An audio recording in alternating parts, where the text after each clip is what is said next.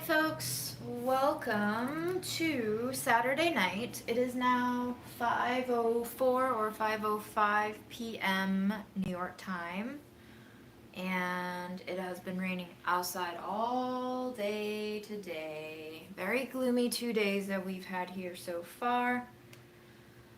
I have plans to go see a friend tomorrow if it gets better weather-wise, which is why I figured I'd stream tonight. And I also ran out of food. All the lentil stuff that we cooked on Thursday, I finished it, so I have been a hungry hippo. And we're gonna see what we can make with this very old tub of mozzarella balls that my middle school friend gave me approximately 2 years ago and I remember this because the last time we hung out was before the genocide. So this is how I measure time now, like in tragic events basically. For a period of my life, I was measuring like the months and the years out from my mom's death, and now everything is kind of bifurcated by when the genocide started. And it's I think it's just because these are events that have ultimately changed the way that I view myself and my place in the world and the world at large, and just my understanding of what the hey this is. So yes, this tub of cheese has been in my freezer for 2 years, and I just defrosted it in room temp water. And I believe he got this from Costco. And he told me that, like, he had bought it and he was gonna, like, entertain people with it, but then either the plans fell through or he started a diet or something, and he was just like, do you want this? And I was like, I don't not want it, but I have nothing to do with 2.5 pounds of mozzarella balls. But he insisted on giving it to me, so I took it, and I have not used it in 2 years. So what I was thinking was we can start to finally use this so that it doesn't sit in my freezer any longer. I actually do not know if it still tastes okay after being in the freezer for that long. I also know that it is highly not recommended to freeze liquids in plastic and then defrost it, because apparently that's how you get microplastics in your food. But if you've been tuning in, I don't really give a fuck anymore regarding microplastics or much of anything, really. So we're in the mental existential end times for a few of us here. I think you're on the same page as I am. So whatever. My plan for this today, at least, not for the entire batch of that tub, but just for today, I cooked what remained of my parsnips earlier today in just water, a little bit of salt, turmeric, and black pepper. And I kind of have this like mushy parsnip thing going on. And I was thinking we can blitz this until it's a smooth puree, and then I can fold in some cornmeal and flours, and we can try to make like a, I don't want to like be sacrilegious or anything, but like an arepa-esque pancake. So like a corn flour hot cake, but like we maybe like sandwich some sliced mozzarella cheese in between. That's what I'm thinking. I don't know how it's gonna taste, and we'll see. And that's it. That's my plan for today. Thank you for joining.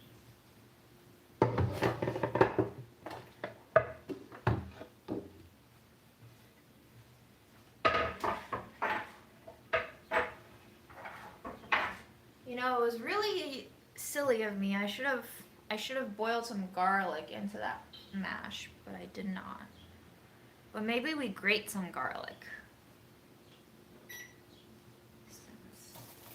I bought a sleeve of garlic for $1 the other day. This is probably garlic from China. Yeah. China has a monopoly on the world's garlic supply, and that's the only reason why we get it so cheap, but I guess not anymore. We'll see. What's the tariff on China? Is it like 170% or something? Wild, crazy.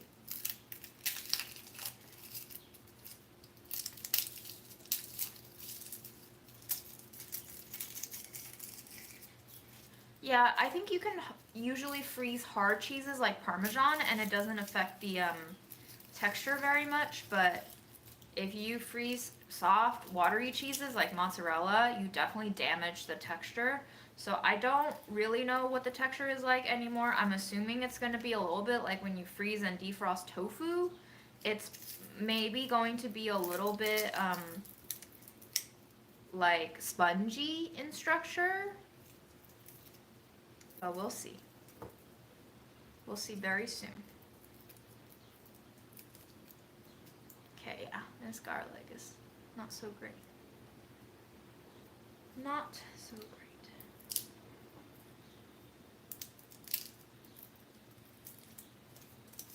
Yes, we are made of microplastics. You're so tired of this dystopian shit show. You know, it's just our world now. I think half of me is numb just because I was talking to a classmate from Swarthmore College last night and I was just like, there's only so much trauma our bodies can intake, ingest, and hold. And I think we've all kind of just like reached our maximum. And so our bodies it's hit like the emergency brake of how much more shit we can integrate into us. And so right now I think it's just a matter of digesting what you already have intaken and trying to make sense of it as much as humanly possible.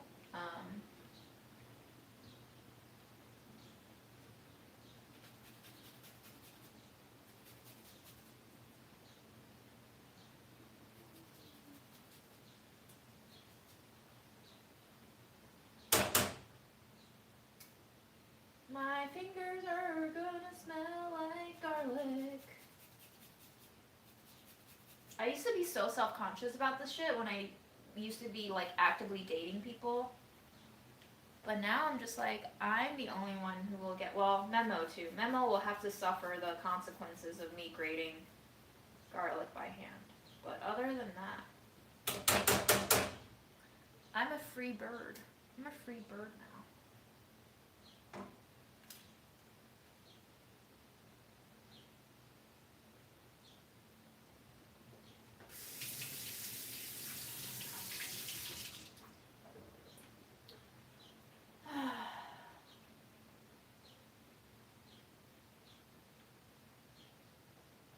Oh, I forgot to do my emotional check-in scoring. I'm like an 8, like all things considered, given our, newly calibrated standards and metrics. I'm at an 8.5 today. I'm feeling pretty good mentally. Physically is another story, but I got a batch of laundry done. I finally mopped my floors. That mop water was disgusting, so I'm really proud of myself for finally riding the wave of 20 minutes of inspiration to, get my ass on the mop. It's probably been a month and a half since my last proper mopping. And then I went out and I took a walk and I thrifted a dress and I bought some grapes and I came back, I showered because one thing that keeps me from going to bed at a good time, at an early time, at a time at which my body is actually exhausted, is that I don't shower early enough. So today I decided, hey, let me shower before I go live, then we can go live, cook dinner, eat dinner, and then you can watch a movie or you can read a book or you can look on Instagram until you want to fall asleep and then you get to fall asleep. So that's my game plan for today. I'm at an 8.5 because I'm grateful that I feel functional and that I've been supportive of myself in doing some necessary self-care shit.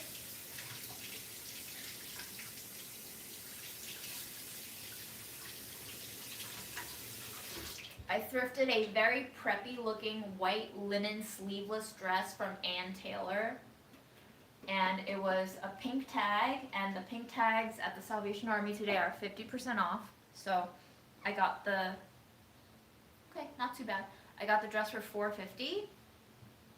It's pretty sweet dress. I think it's not really my style, but I like linen, and also I feel like Mom would really like me to be that girl who wears that dress. I feel like it's very up Mom's alley of what she imagined her daughter would be. So, Memo has very, very dandruffy skin right now. I just ordered a bunch of products from Chewy to try to like wipe him off, spritz some things on him. I got him a new brush. I got a flea comb just in case, because I did see like a few black specks in his fur, which could be flea dirt, but I don't see any more, and I haven't combed out any fleas or particles today, so I think hopefully we're good. He's not been eating well. He's been rejecting wet food again. He ate grass today and threw up, but he's also been pooping every other day, which is, you know, we're holding steady. He's not really like active or happy. I feel like sometimes he meows at me to like play with him, but I honestly don't know how to play with him. Every time I play with him, he runs away from me like I'm attacking him. So I don't really know what he wants, but he does seem to like pets. And I got him a bag of catnip fever temptations, which I think he ate maybe 20 of those. So, you know, he's not like starving. I also ordered some chicken churu tubes.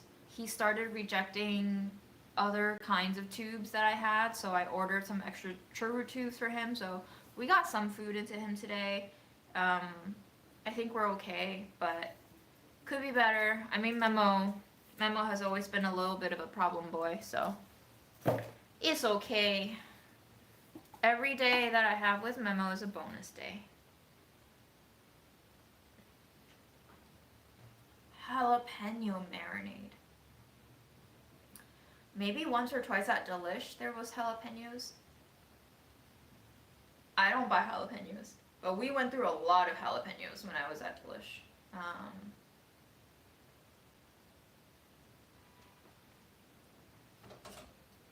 Alright, so the garlic, I grated like a clove and a half of raw garlic in here. And I think I'm going to immersion blend it until it's smooth. So prepare yourself for a little bit of noise.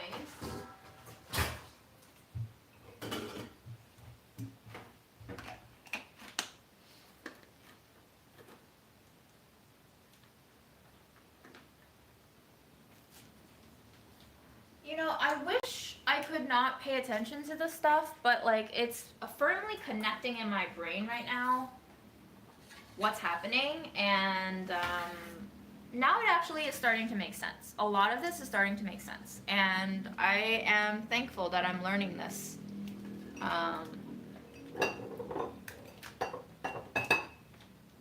Because it actually frees me from the world, like the imprisonment, if you want to term it that way. I want to term it that way. I feel like capitalism, it like imprisons us in a lot of ways, you know? And so understanding what's going on and seeing the connections and drawing that network of power and abuse is really freeing. I no longer berate myself for feeling like I've been failing at something, because I can see that success is actually just an arm of genocide. Whoops.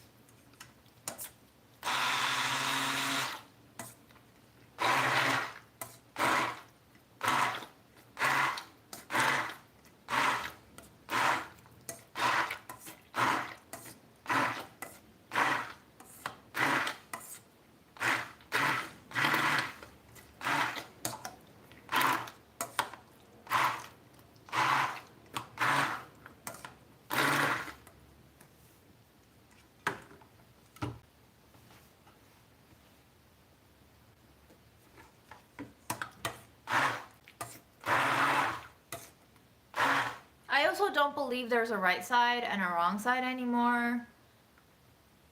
I'm still working on it. It may not mean what you think it means, what I just said.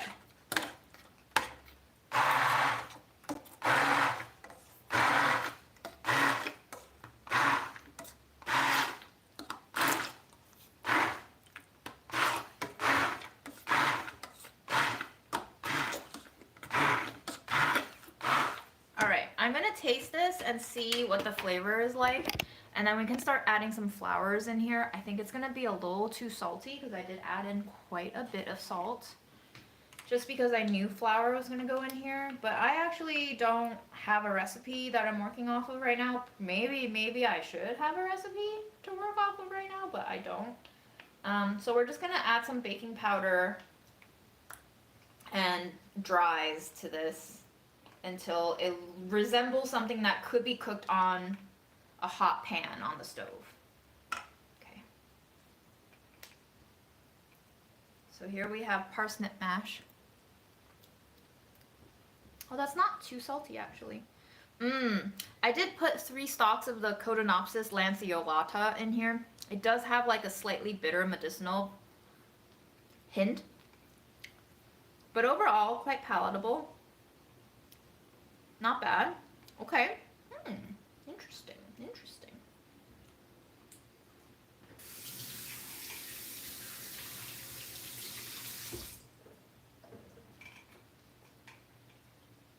Lanceolata, Cotinopsis lanceolata. I can show you the package later. It's a thing that I've been buying from H Mart.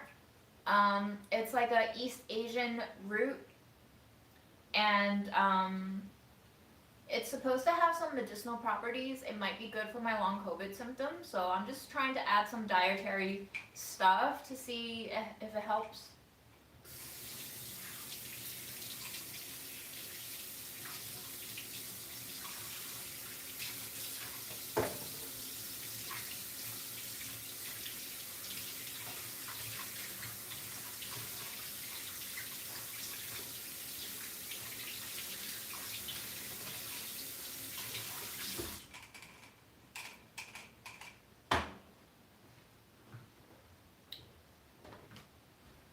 I'm also going to add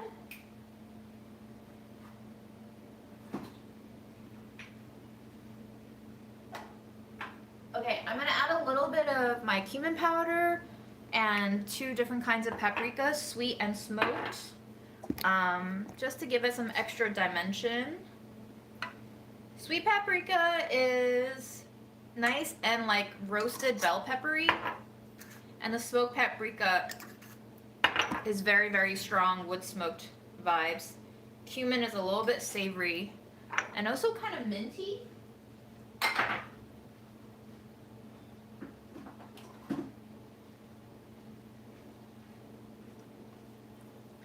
Just give that a stir.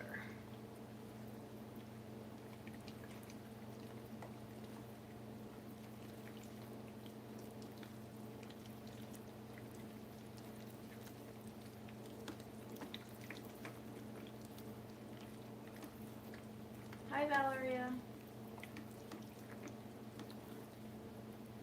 Ooh, yay! I hope you like the spices, Faye. The royal cinnamon is a very special species of cinnamon, so it's very, very sweet. Definitely, I don't think I can go back to any other cinnamon after tasting that one. So I hope you like that. Ooh, that tastes really good. Okay.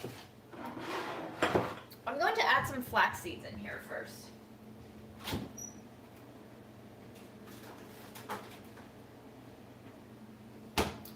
That is strange. I thought I had some flax seeds in a jar. Maybe I don't. Huh. Okay, maybe I don't. Alright, we'll add some flax seeds in here.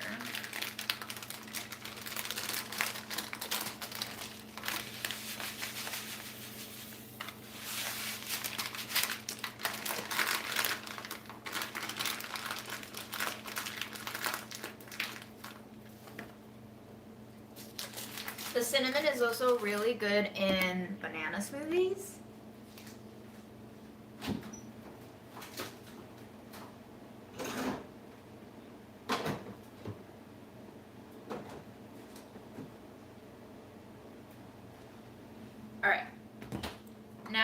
add in a little bit of cornmeal. This is like coarser cornmeal. That's the texture. And then some oat flour. I think the oat flour will be a better binder than the corn. So just eyeballing everything. And then let me add in the baking powder before I forget. So we do need a little bit of leavener.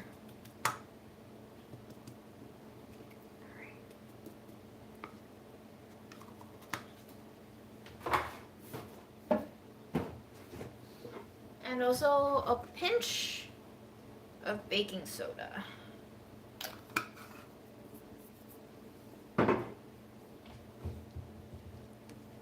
Which other spices did you order besides the cinnamon?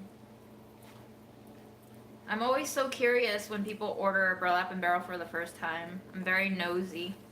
I want to know what people's starting spice collection is.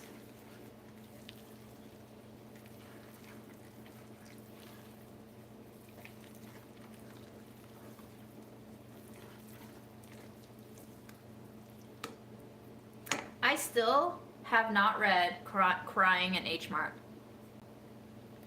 So many people recommended it to me after my mom passed away. It got to the point where it was like annoying me. But maybe one day.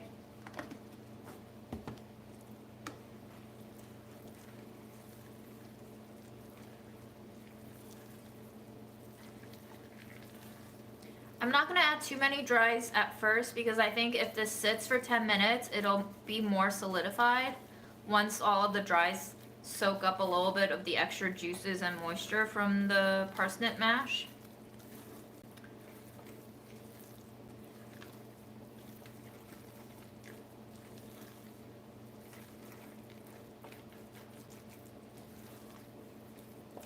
I do feel like I should add a little bit of fat in here.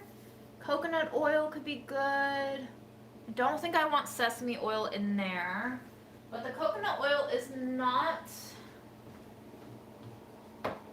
It's like too cold today and it's solidified, so I don't want to melt it.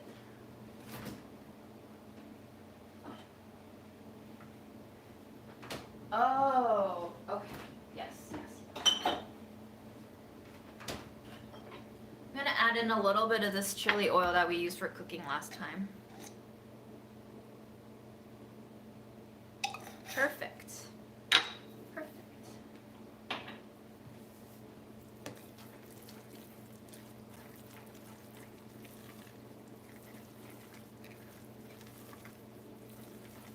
I think that'll go really well with the kind of cumin, paprika notes we have going on.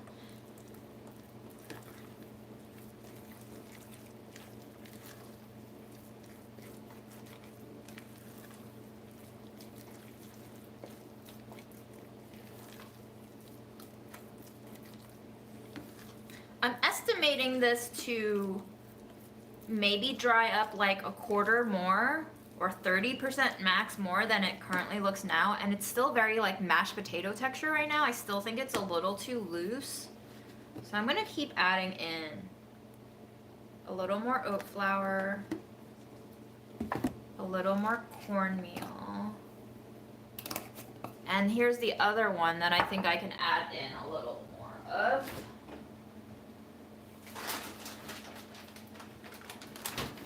Wheat bran. This is also from Delish Days. I bought this bag when I had to develop bran muffins.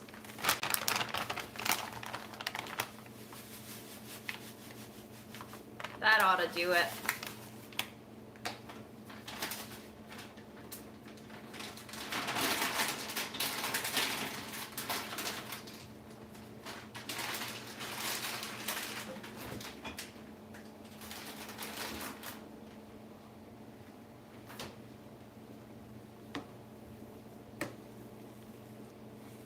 I think that is very good.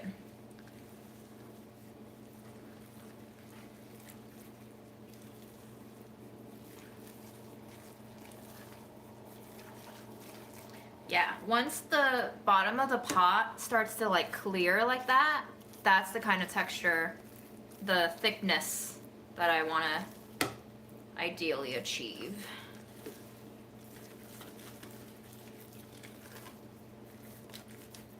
I don't want to form like quite a dough because I think that'll be really hard to cook on the stovetop. Unless I rolled it out tortilla thin. But I've never made anything like this before. Like an arepas type of thing, I don't think I've ever attempted. So I have no idea what those recipes look like.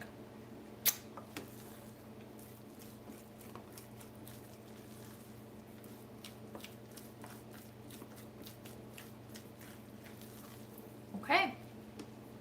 We'll let that sit for a little bit.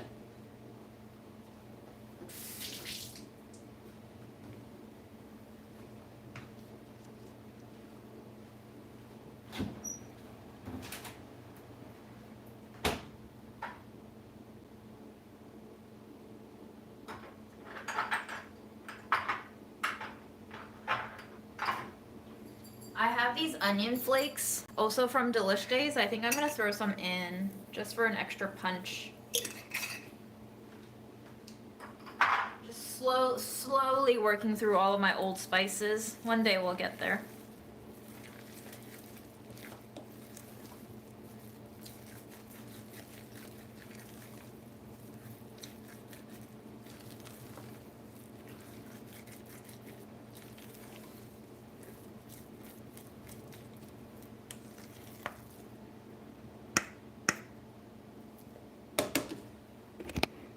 Now, I want to update you on, if you were here for the last live, we did a cheese tasting and I tasted all of them again today, and I take back 60% of the things that I said about that blue cheese cheddar. It tastes so good. It's not as distinctive as I thought it would be. It's definitely not as like acidic and tart and like bluesy as I expected, but there is something very unique about that cheese that makes it taste like the creamiest cheddar you've ever had, and has a slight bit of floral funk that makes it really hard for you to like pinpoint what cheese you're having if you didn't look at it. I wouldn't have guessed that that was cheddar at all, but it's a very fascinating cheese, for sure. Okay.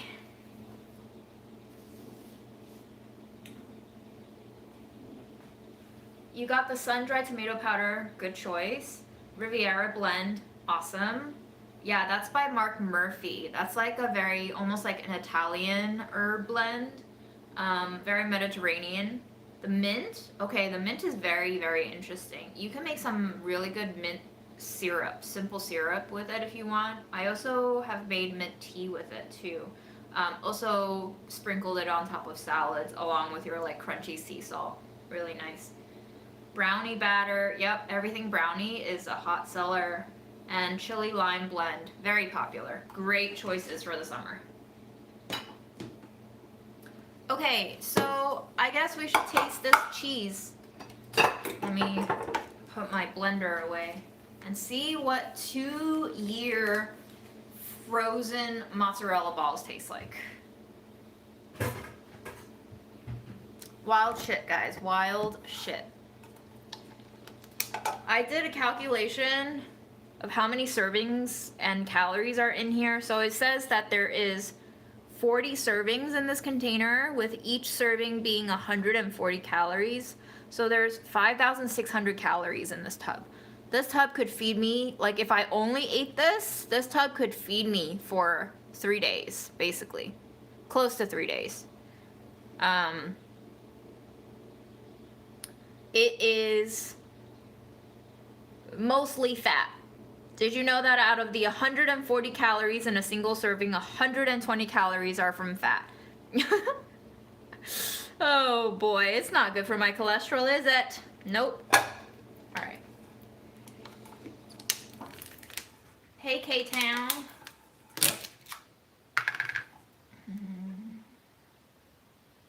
Wow, it's having this like really interesting blackout effect on the screen. Are you guys seeing this?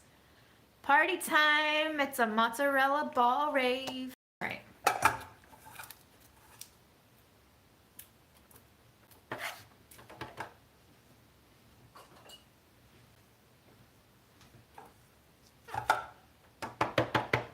I'm waiting for the oil droplets to slide off the top bit container. Yeah, do you want any more strobe light before we put it away? Strobe light. Dun, dun, dun, dun. All right, that's enough.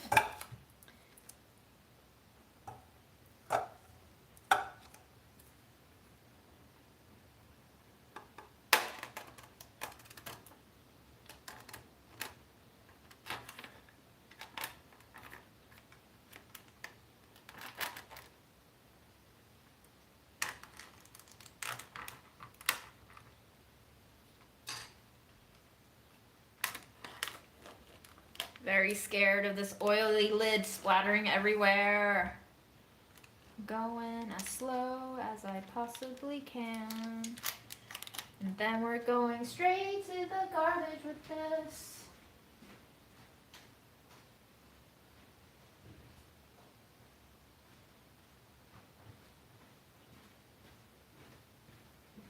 Alrighty, y'all.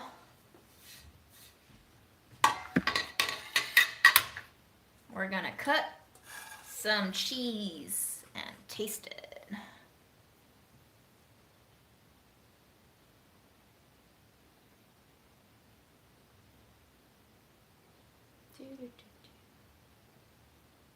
Wow, I think you might be the second person, at least, who told me that they started filming their own YouTube videos. That's awesome.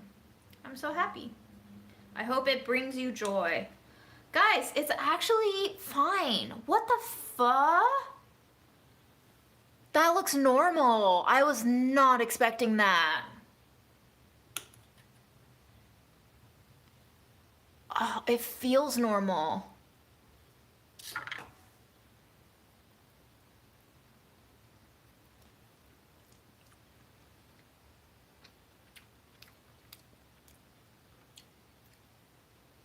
Flavor's good. It's like marinated in this like herby olive oil basically. I actually don't know if it's olive oil. It might just be it doesn't look like olive oil. Yeah, it's mostly canola oil, but with a little bit of olive oil. I could use that for cooking actually. Shit. Microplastic oil. Yum. These have been in the freezer for 2 years, not just the fridge, the freezer. They are so seasoned. It's like very salty cheese, actually. I think it'll be perfect in the middle of our maybe pancakes. I don't know. Oh, some of them are not defrosted yet. I honestly don't think the texture inside when it hits my tongue is as good as it would have been fresh, obviously. But discernibly, like visually, you cannot tell the difference. It looks like a very normal piece of mozzarella.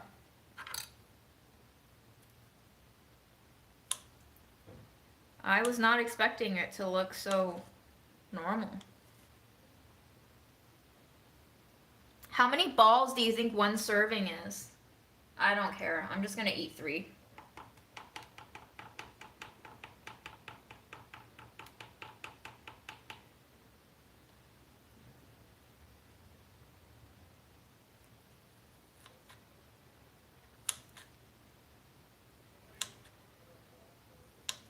Well, we are gonna have a lot of carbs with this meal too.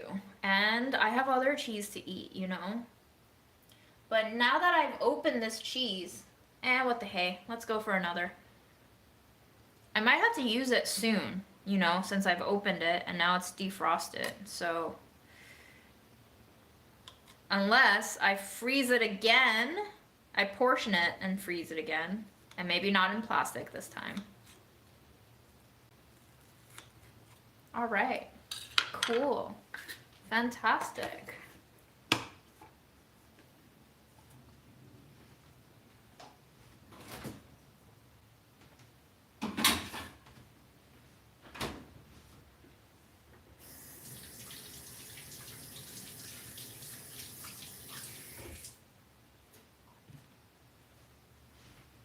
I don't know whose alarm is going off, and I don't know if you can hear that, but it is driving me a little crazy right now. Little noises like that. I also can't stand when people whisper. Like if they're on the train and they're trying to whisper to each other and I'm just Why don't you talk like a normal person? I can hear you anyway. Stop whispering.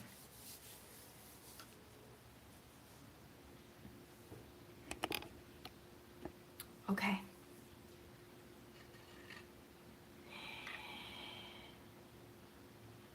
Two-year frozen mozzarella balls. Amazing.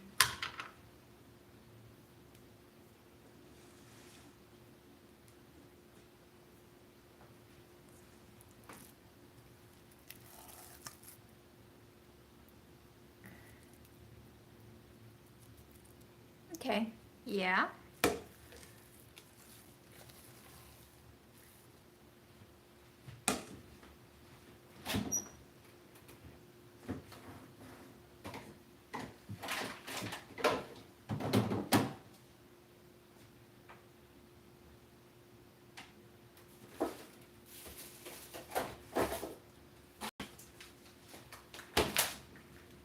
I don't know where my flax seeds went that I put in a jar. That's so weird.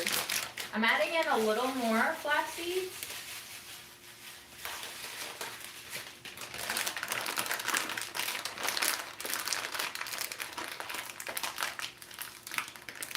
I don't know if I'm autistic, but it makes sense if I were.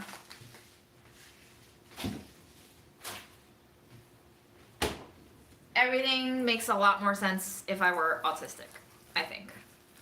My behaviors, the way I view the world, the way I have problems with the world and social interactions and misunderstanding other people and their intentions and categorically defining lies and honesty and transparency very differently than most people I've met in my life. So I think I have like a more, I don't know if there's like a delineation of different kinds of autistic features, but I definitely feel like I have a more cognitive sort of like autism going on. The sensory thing, I feel like I've forced myself to just take things that I don't really want to take for so long that it doesn't really bother me anymore. Like when I was a kid, I used to be really, really picky when it came to eating, but my dad basically verbally punished me and like threw away all of my bagged junk food snacks and made me cry and forced me to eat food that I didn't want to eat. And so he kind of just like, you know, whipped it into me basically to eat food. And so I don't have like those sensory things anymore, but I do feel like with long COVID and or whatever the fuck is happening in my body right now, I have developed a lot more sensitivity to light. There have been like 3 days in the past 2 weeks, and I already don't go out that often, but 3 days in the past 2 weeks where I went out and all of a sudden the sun just felt like blinding, like painfully, searingly blinding to my eyeballs, which I've never experienced before. And I also experienced that when I turn on my room lights, which obviously do not fluctuate as much as sunlight could, because the room lights have the same bulbs and my walls have not been repainted to be more reflective, and there's just not very many variables to speak of. So I definitely do feel like my eyeballs are suffering a lot with my health right now. I don't know what's going on, but they do feel like sore and dry and painful. Probably 90% of the time, honestly, unless I'm in bed and closing my eyes are exhausted these days. And I was just doing the laundry today, and my neighbor who's, I'm trying not to be angry, but like I got really angry at her, and she's like, I really shouldn't. I also have anger issues. It has become very, very clear to me over the last decade how many different variants of anger issues I have. But she's like a pretty old lady. She's like small, and you know, she also doesn't seem very fluent in English. But I was wearing my mask in the laundry room. She comes up to me and she was like, sorry, can I ask? She was like, you mask? And I was like, yes. And she was like, do you make the vaccine? And I'm like, do I make the vaccine? I don't make the vaccine. I eventually figured out after 2 minutes, she meant, do you take the vaccine? Have you had vaccines? Because her whole point that she was trying to say to me was, if you had the vaccines, you don't need the mask. And I got so fucking angry. I raised my voice at her, and then I like calmed it down after one sentence of raised voice, and I just like coached myself silently inside my head to be like, yo, don't engage with her, just let her say what she's gonna say, and just nod and smile and wait for her to leave. But like, dude,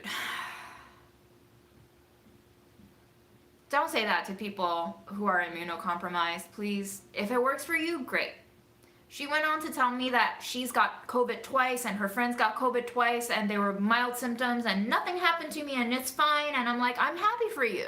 I'm really, really delighted that your friends and you are both healthy. That was probably the low point of my day, is having that interaction. I'm becoming a hermit.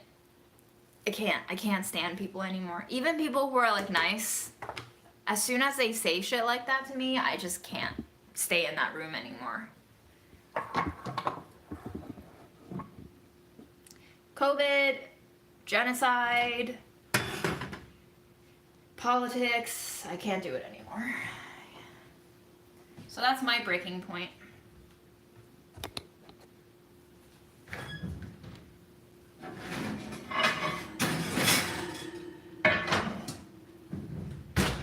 Let us clean my stovetop. It looks disgusting.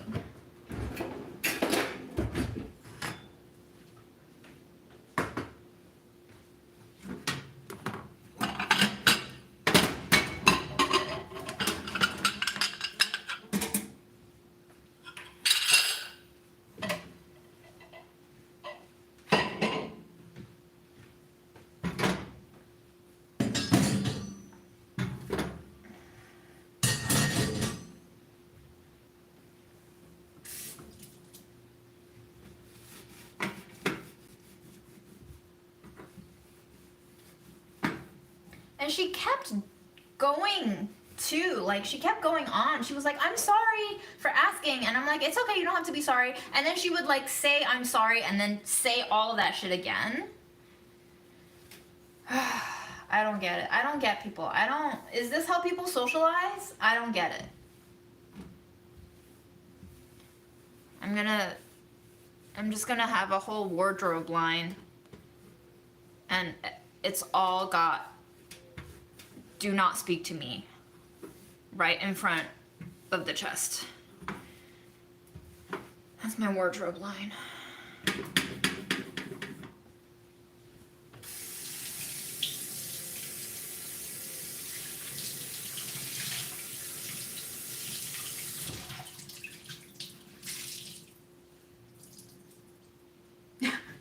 Congratulations on cleaning your microwave. You're not seeing the details because I have you on my selfie camera again, which is why the whole kitchen looks flipped, but you remember that weird ingredient, that algae ingredient we cooked on the last live? That looks like little pube hairs right now on my stove. It just looks like I have a smattering of pube hairs all over my stove, but it's that algae. So yeah, that's why I need to clean it.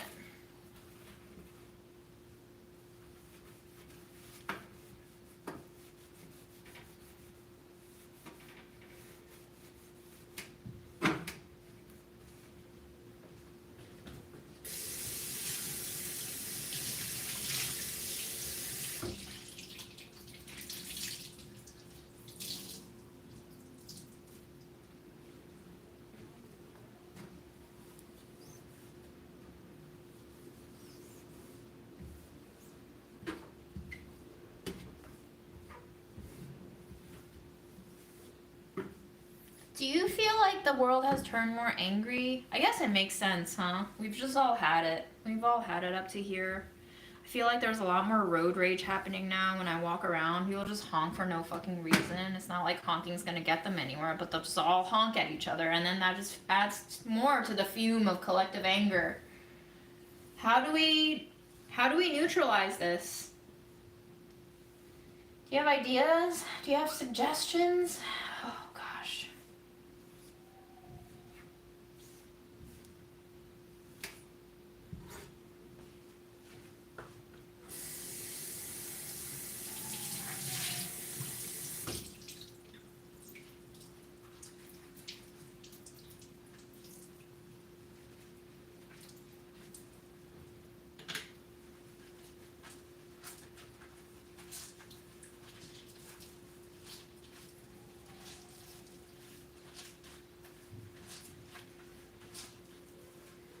It's so weird to live in a world where we have a psychiatric rubric that says that people who feel justice sensitivity is like in the same book of mental illness as people who don't feel shit.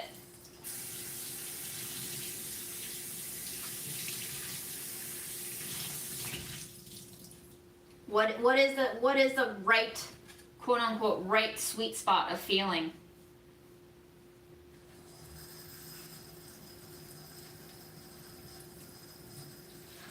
I guess a lot of us were just raised on the propaganda of being good people in a world that actually does not consider goodness a value,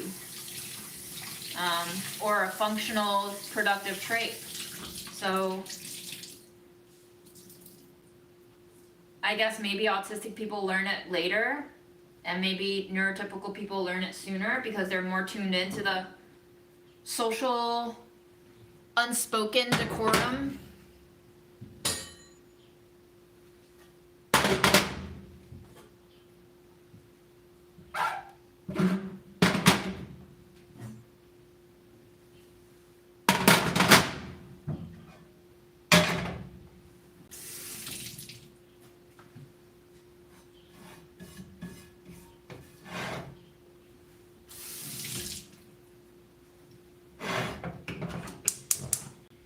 I'm going to put it on a pretty low heat, but like not the lowest. I don't know if you can see that, probably not. But the flame is about 1/3 of an inch radius. Here's some big ass grapes that I bought today. It was $1.50 for this bunch. I don't know why, but grapes are so cheap currently. They've been cheap for about over a month now. I've just been seeing like 99 cents per pound grapes. After 3-4 years of seeing $2 to $3 per pound grapes, what's happening to the grape supply?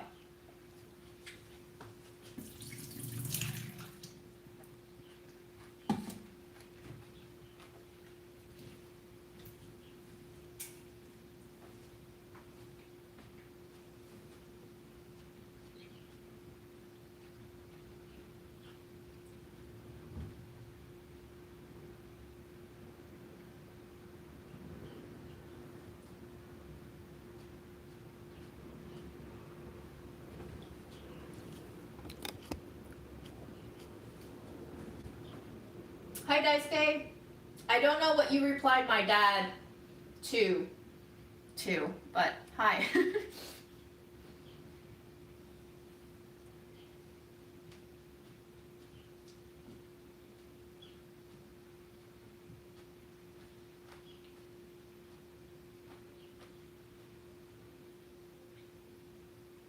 They recently figured out autism is more like 1 in every 36 people. Huh.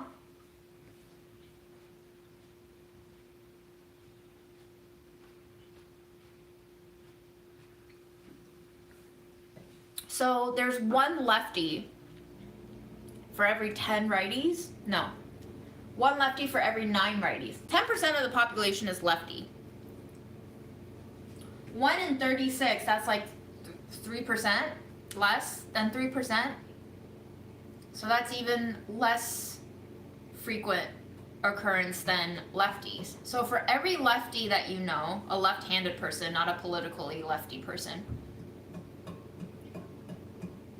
you know 1/3 of an autistic person. So for every 3 left-handed people that you've come across, you may have come across 1. Okay. That's fascinating, because I know of at least 3 diagnosed autistic people in my life now.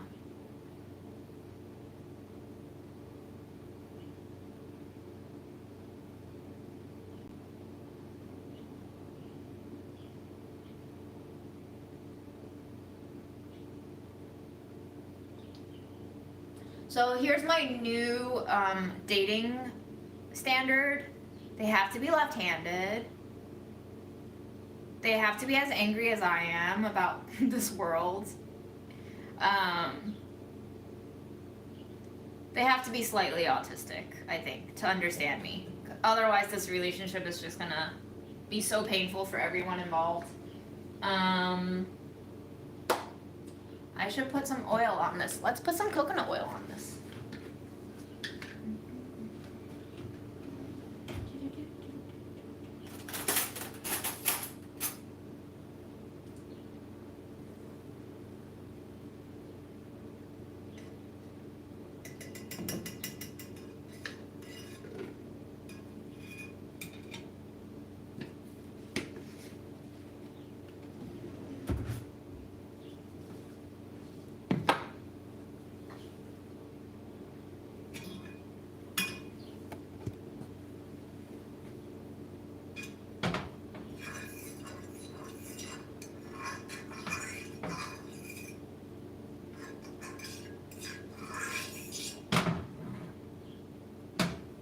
Now, I probably should form the balls before I mash them, or should I assemble it like batter, cheese, batter? Maybe batter, cheese, batter. Let's try that.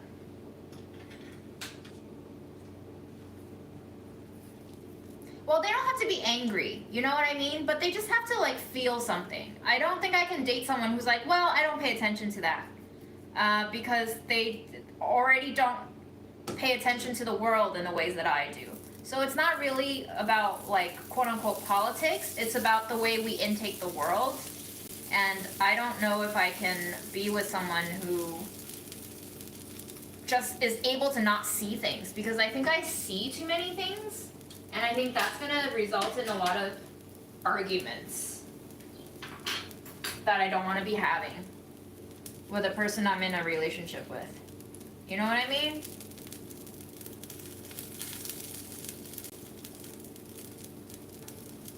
I'm too tired to have that kind of argument now. Like,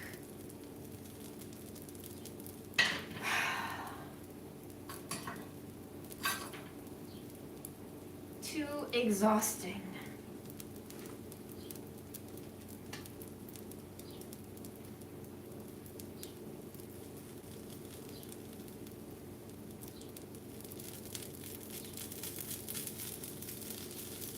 I think it's burning. I can smell it toasting. I think I have to flip it right now.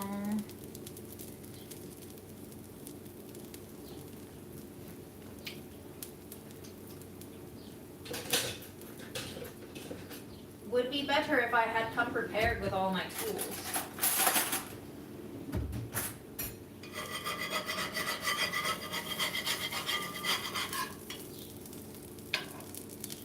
I'm moving it to where the oil is sitting. I guess my stove is kind of slanted this way, so all the oil is pooling on this edge of the pan. So I'm just letting it kind of fry a little bit. Yeah.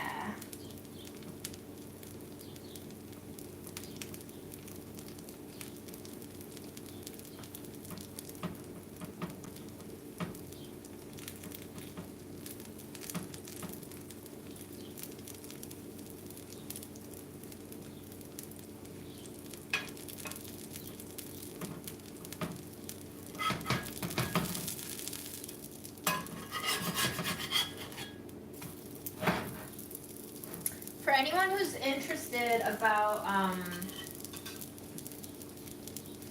what kind of company Burlap and Barrel is, something fun happened on Friday. Everybody on the team got a $150 bonus because of the just surprising amount of orders that came through from our emergency tariff sale. And my brain immediately went to comparing it to my experience at Hearst, which was they would send out a company-wide email basically announcing that everyone would get a 1% holiday bonus, as if it were like the best thing ever.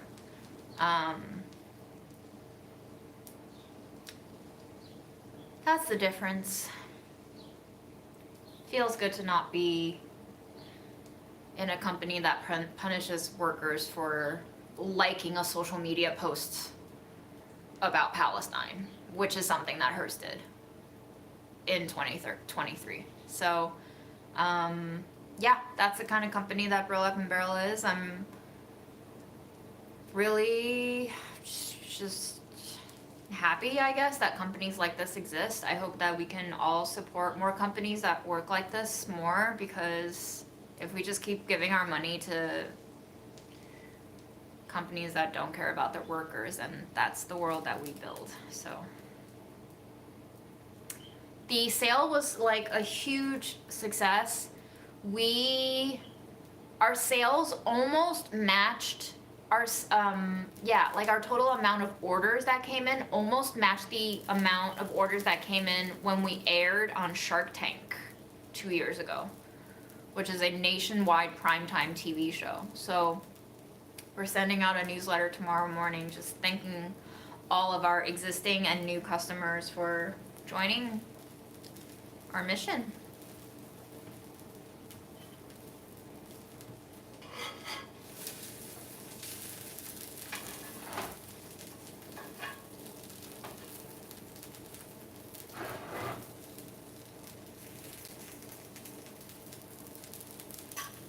I'm gonna let it cook really low and slow. That way it can cook all the way through. Otherwise, because I made it so thick, we still might end up with some raw dough, but we'll see. I'm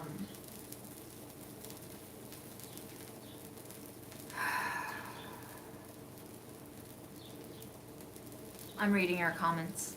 Yes, this is Lodge. This is actually a cast iron that I bought from my mom. And I still remember yelling at her that one time when I went to her house and I saw this rusted all over, and I was like, Mom, how could you let it rust? And then I had a fight with her. And then I found it in her house after she passed away, and now it's mine. It's been a while since I thought of that fight. I felt so much guilt after she died and I saw this pan.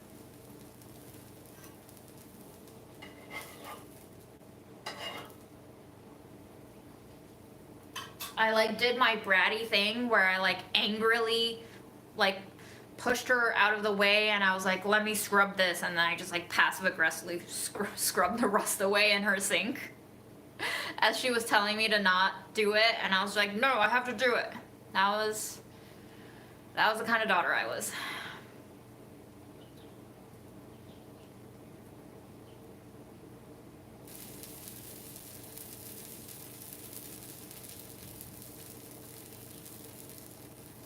Yes, those have cornmeal in them. That's an interesting question, Ashley. Ashley said a while back, what if a non-autistic person is raised by someone with autism? If they develop certain mannerisms and behaviors, will they be considered autistic if they do a test, even if they aren't?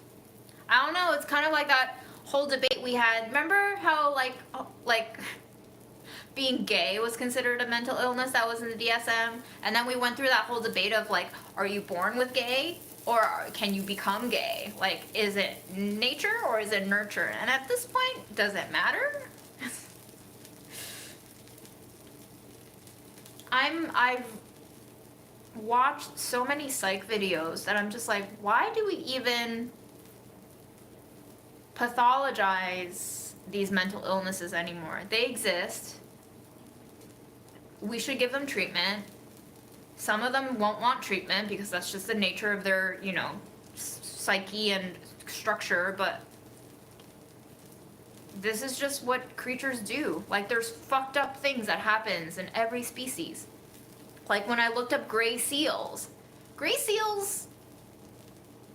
are really violent, and they do a lot of raping, and they do a lot of cannibalism, and they eat their young too. Like, that's nature. Nature is cruel. So one could argue that genocide is just in nature, and we've accelerated it. We've perversed the perverse at a far greater rate because we've been concerned with productivity. So we've just been pushing everything to the max, which means we've also pushed psychiatric illness to the max too. We give so much fuel to everything in this world. Yeah, the mozzarella is spilling.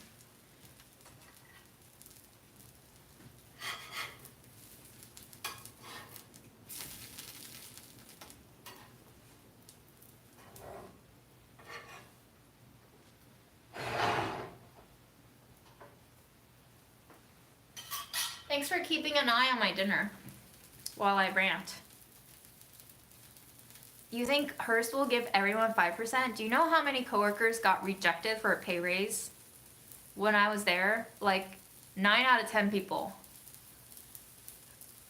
did not get the pay raise that they asked for, even if they had been there for years. Hearst is just awful. So they're just awful. They're stingy, they're dumb, they're punitive, and also fascist, because after October 7th, very shortly after, they sent out a company-wide email saying that a new social media policy is in place, and anyone who interacts, meaning likes or comments on a post that is political, can basically land in trouble at HR and potentially be fired.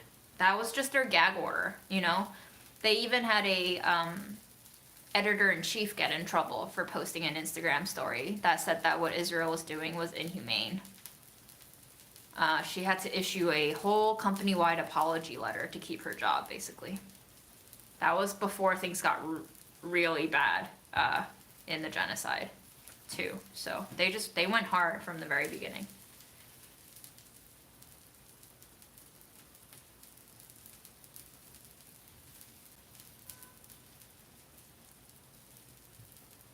Yeah, Burlap and Barrel was on Shark Tank April 2023, and I remember this because it was like a month after I joined the company.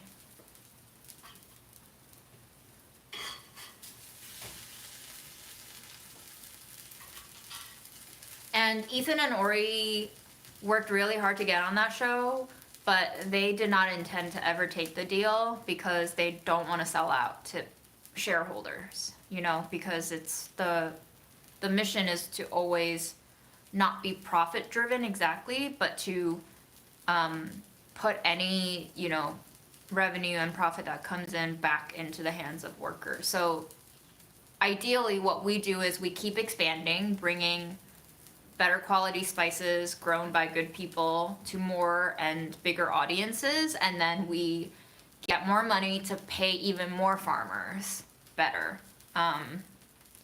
The idea is to always kind of feed that extra money back to the farmers, or workers in this case, which is why we got the $150 bonus for just the unexpected success of the sale. And honestly, it was kind of amazing to see that kind of customer support pull through. Our Instagram post announcing the tariff sale with the note from Ethan and Ori got over 4,000 likes, I think 180 comments, and it was re-shared or reposted like 1,300 times, which for a company of our size was like maybe the biggest post on Instagram we've ever had. So, you know, when people feel motivated to do things, they'll do things. But I do feel like our world is turning more towards doing things by consumerism. So it's easier to spread the news and buy spices than it is to say, I don't know, organize a riot. You know, the things that I'm thinking about that I probably won't say on YouTube, because who knows who's listening on YouTube.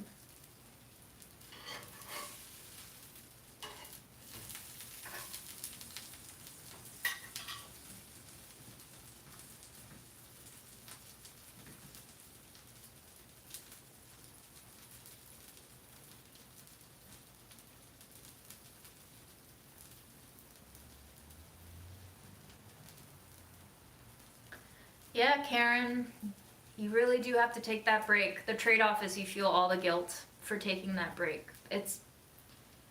Yeah, I got a real taste of that with Grandma. It's an impossible situation.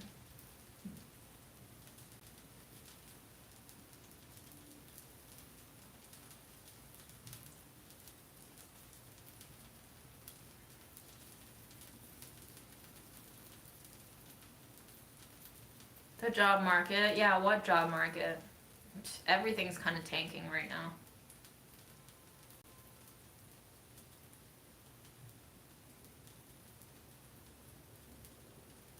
But Daisuke, Maybe your kid is at ease socializing with autistic people because she grew up with you, and so like she knows how to interact with autistic traits.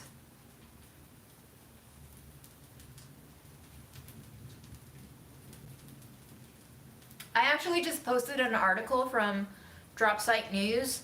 I think 96 or 97% of complaints lodged against pro-Palestine posts were listened to and taken off. They got some very interesting data about the spikes in censorship that happened in different countries too, not just in the US. Censorship is real. Your algorithms are not a reflection of reality. It's been highly curated, both by algorithmic mechanisms and by ad interests, you know, to sell shit to you, and by just political shit and money. It's all driven by money. Even a genocide is driven by money.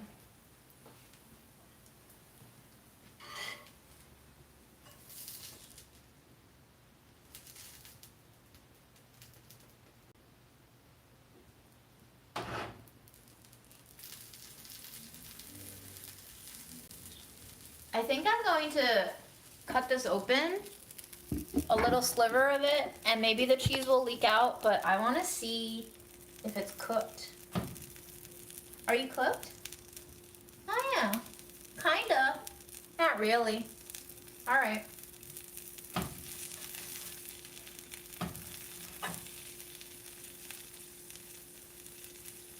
Interesting.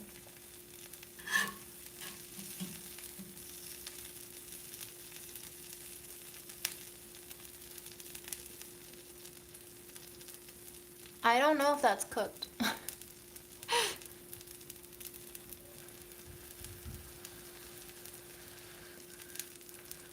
Smells good though. Smells so good.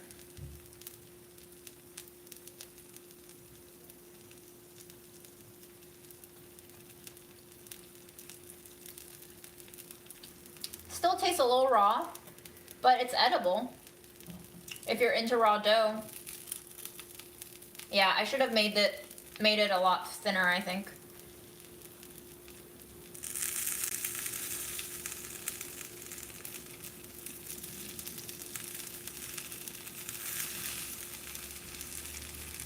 Now we have a smash patty.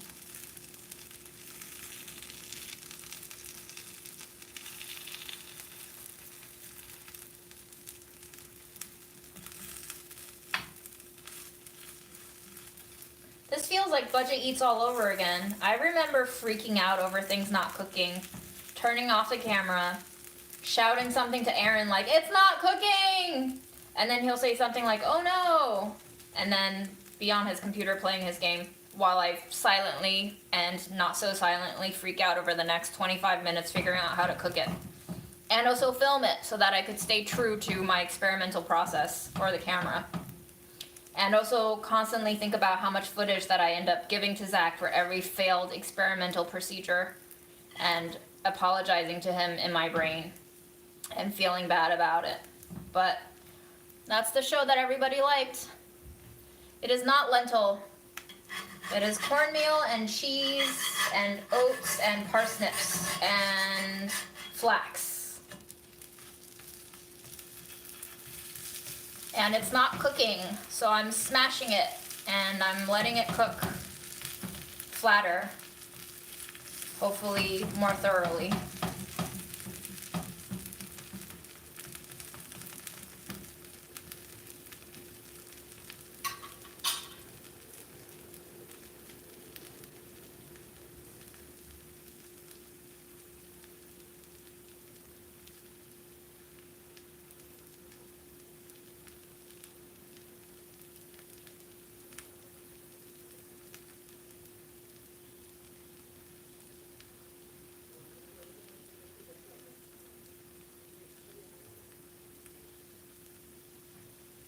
I wear house slippers. These are like shower slippers and house slippers. I only wear pretty much waterproof ones because then I can step into the shower with them. I don't like stepping into showers barefoot. because my mom was a germaphobe growing up and she would never allow me to step into the shower barefoot. I guess it's also like a safety feature, you know, you're more likely to maybe slip on watery surfaces if you're barefoot. Yeah, I wear shower slippers.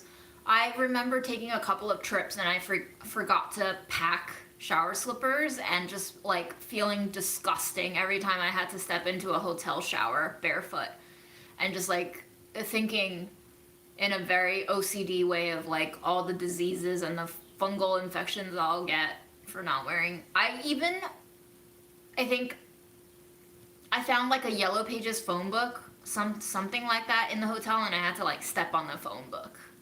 Obviously I trashed it after I used it, but like I just could not bring myself to step on the tiles directly. And Aaron doesn't have this problem, but I do. So when I travel, I always pack a flippy floppy for the shower.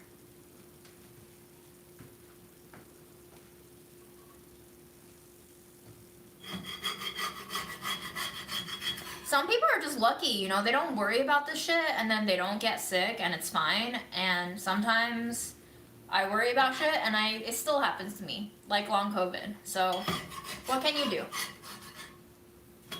And then I run into neighbors who tell me I don't have to mask and that she doesn't have anything bad, that COVID was fine for her to get twice. And I'm like, all right, thanks for telling me that. I love how confident people are about what their reality is and how, you know, extendable that reality is to other people. Do people actually think that their reality is like the reality? Because I feel like in the year 2025 you can see the ways in which your reality is not everyone else's reality. Case in point, your algorithm is different from all of your friends probably.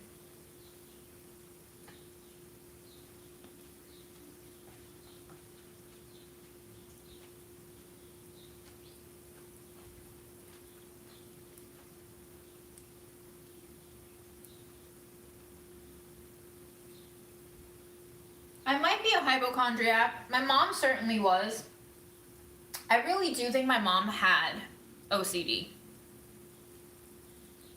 So, you know, maybe she passed it down to me genetically or she nurtured it into me. I can say for sure that she nurtured the fear of dogs in me, because when we lived in Japan, apparently I would run up to strangers' dogs and want to pet them, and then my mom would freak out because she's terrified of all furry animals, all animals basically, and she would like start screaming and pulling me back.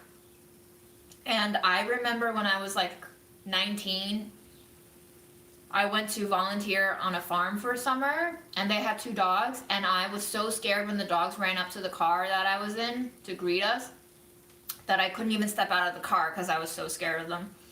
And then I unlearned it. Over the course of that summer, I learned to love those dogs. I let them lick me, I petted them, I brushed them, I groomed them, I fed them scraps that I probably shouldn't have fed them. So, you know, I remember the very first therapist I ever went to, she was like, you have to separate your anxieties from your mom's. And I like started crying when she told me that. I was like, how? Like, I can't get rid of my mom. Like, I can't just tell her no. Like, her anxieties are my anxieties because she makes them my anxieties. Like, she doesn't allow me to be free of her anxieties.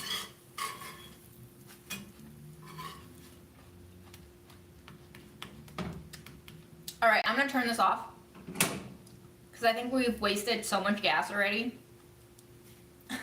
cooking this one fucking pancake. And I'll just let the carryover heat kind of do its thing. And then we can eat the really flat, smashed, whatever this is we've got going on as it cools off. And then I'll think about what to do with this, because clearly this was not a great way to cook it.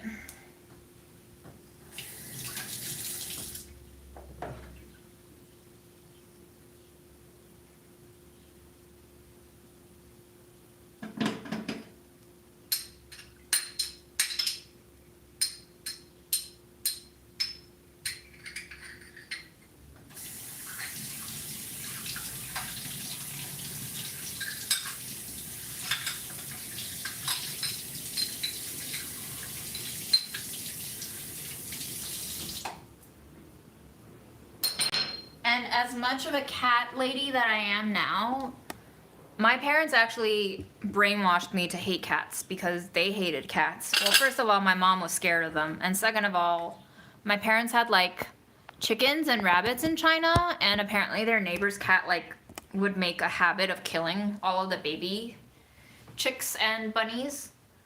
So my dad hated cats. He carried a vendetta against cats. So I was raised with parents who both hated cats. And it wasn't until like, I think I met my friend Devin, and he was really into cats. And around that time, I began to look at some stray cats and take an interest in them. And eventually, after hanging out with my friends' cats, that's when I was like, oh, cats are nice, and they all have different personalities, and they're not all jerks, and they can actually teach you a lot about boundaries and paying attention to body language and, you know, keeping your physical distance if they're not that good friends with you yet. And just respecting when they don't want to deal with you. So you can unlearn shit. It's not impossible, but you first have to know that like the shit that you are holding is not reality. It's just your reality. Thank you, hydration check. I will indeed drink some water. Or tea, rather.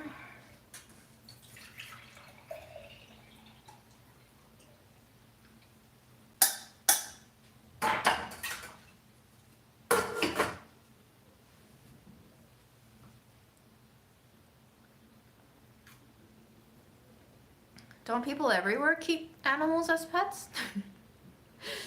Trisha, your question reminded me of when I taught in rural China and the vice principal there was like, do people in America eat eggs? And my co-fellow and I looked at each other and we were like, yes. Yes, they do indeed eat eggs.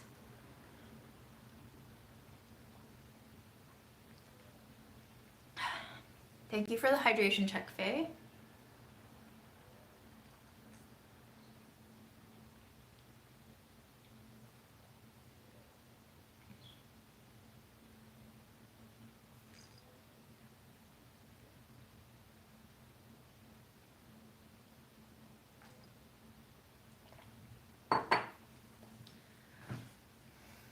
Okay, cat went for the nose. Very interesting choice, the nose. I feel like if I were a cat, that would be the body part I would start eating too. Interesting. Did they have to kill the cat for doing that? I feel like usually animal control is like, if you ate a human, we're gonna have to put you down.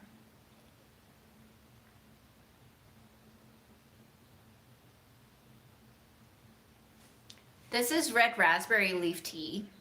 Someone recommended it to me for menstrual pains. I find that it doesn't help my menstrual pains, but it does seem to dilute my menstrual cycle a little bit, like the flow of it. It tastes very good. I actually really like it. It's got just the right amount of medicinal and chamomile and black tea. It tastes like a slightly herbal, but not like appley herbal, just like actual herbs herbal black tea.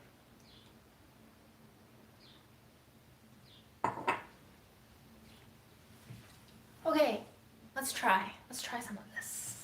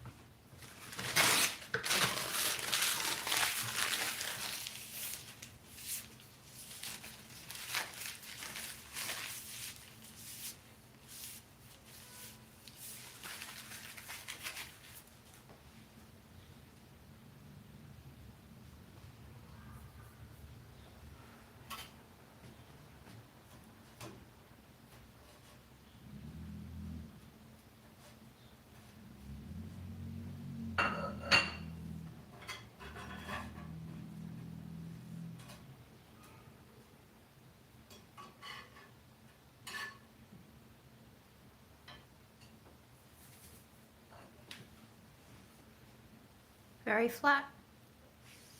Oh, you know what would have been really good in this is caraway seeds. I didn't think about it. You can still add it into the paste.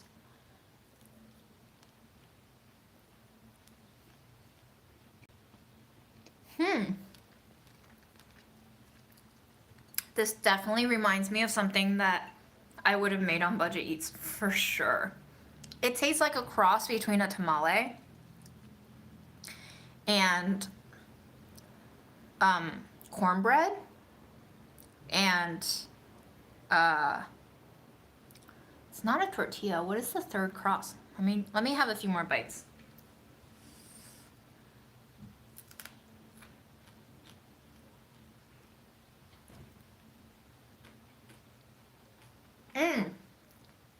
Scrambled eggs.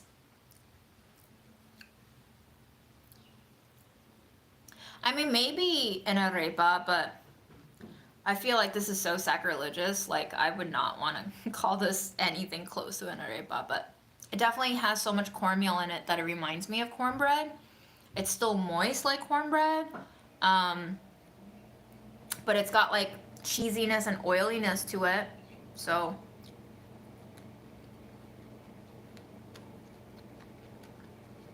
The cheese leaked out and formed a solid crust.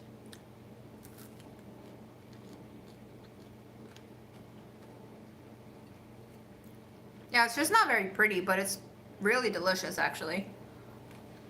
And I'm just remembering there's a lot of parsnips in there, which is why it's so sweet.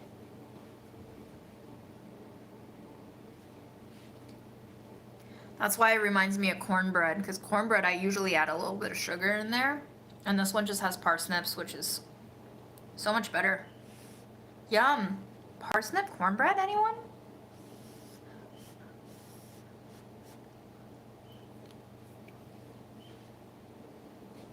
I'm a snacker, so I'll eat that. Maybe I'll make another one. I have chocolate, I have mangoes, I have yogurt, I have grapes, I have cut apples in there, I have cheese. Cheese, more cheese. I don't eat meals, guys. I don't. Do you know of single people who eat meals, like real meals on their own?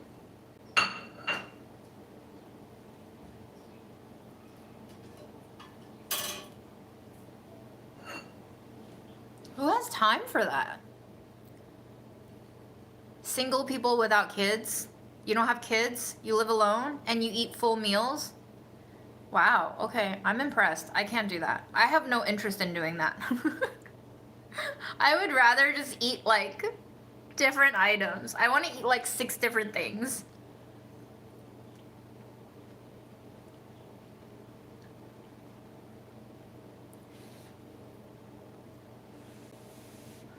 Wrong. Chefs are the ones who eat junk food when they go home because they've been cooking all day. They don't want to cook again. Like maybe on the weekend or their day off they cook, but there's no way you can catch a chef going home and like actually cooking for themselves.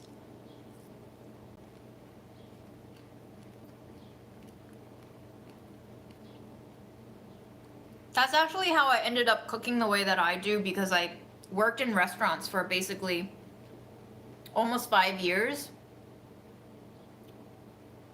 And I was always so tired by the time I came home. Like, it was just all snacks, basically.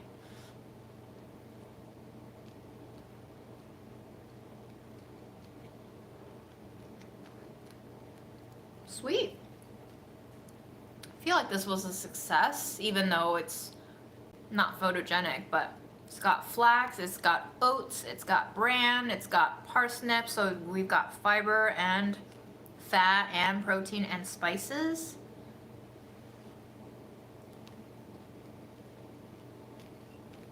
The paprika was a good touch. The smoked paprika.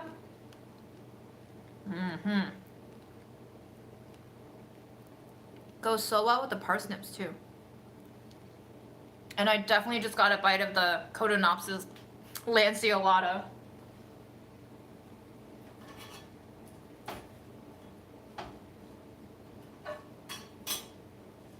Alright, now's a good time as any to try with you all this barbecue sauce that I was gifted a while ago.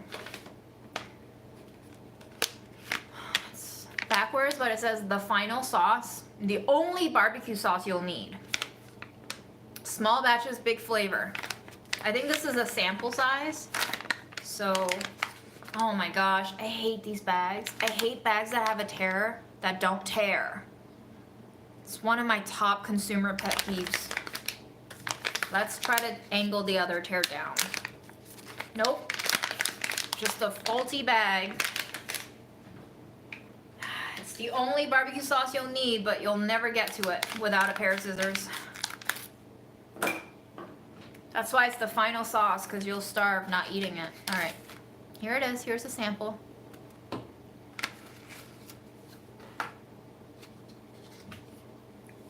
Cute little business card. And any ingredients? No, it looks like there's a QR code. If you want to QR code it, maybe the ingredients are there.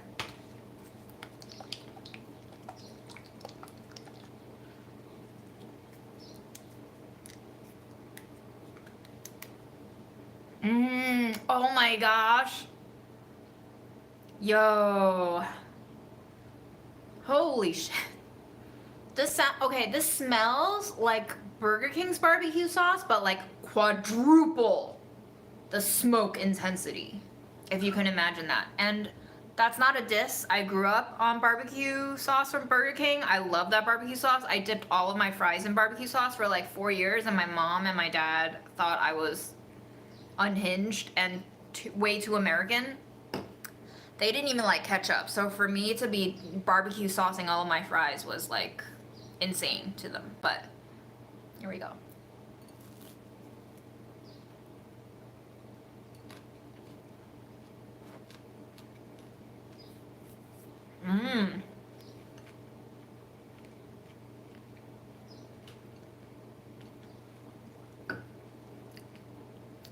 It kind of tastes like it was sitting over a smoker with like big ass ham hocks.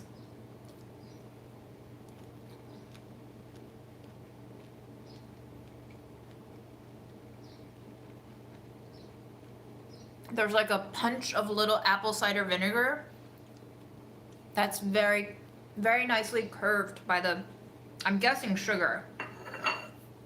All right. Two sisters, one amazing sauce. The final sauce is all about amazing barbecue sauce. Smooth, full-bodied, with a perfect blend of sweet and spicy, with just the right kick. Exactly like the sisters who cooked it up. No matter your barbecue style or dish preference, the final sauce is sure to be the only sauce you'll ever need. Bring scissors. That's not on the bag, but you need scissors. Yum. It's not as Sweet Baby Ray's.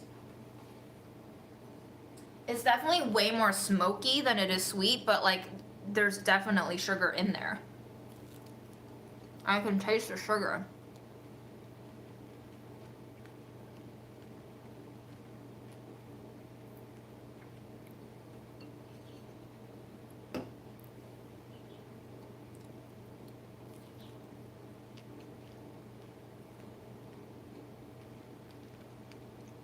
Okay. If you want to support a small business and two sisters, the final sauce. It does sound kind of like Halloween-esque. The final sauce.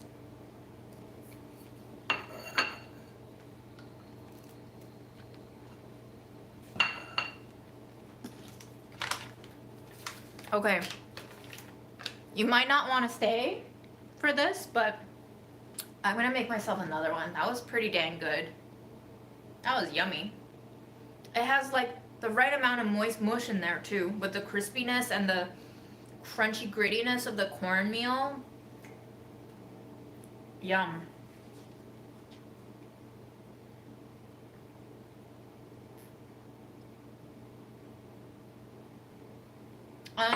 I used to get free food a lot more when I worked at Delish, right? now I work for Burlap and Barrel. I don't get like a huge ton of free food. But if we ever walk industry shows, like in New York City in the summer in June, sometimes there's fancy food show. We'll go and walk. There's samples that you can collect. But this was sent to me by my coworker Jennifer. She works in PR, so she has a lot of samples. So Jennifer is like my Santa Claus. Jennifer will just send me boxes randomly with like goodies, like the truffles. The jar of truffles is from her. Yeah, she's given me so many good things.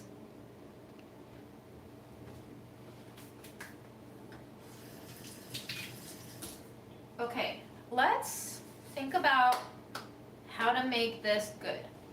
What I'm thinking is smaller patties, 1 patty per slice of cheese. And the cheese is like baby slices, you know? So I'm thinking form it by hand, wet my hands, put it on the pan, 1 by 1.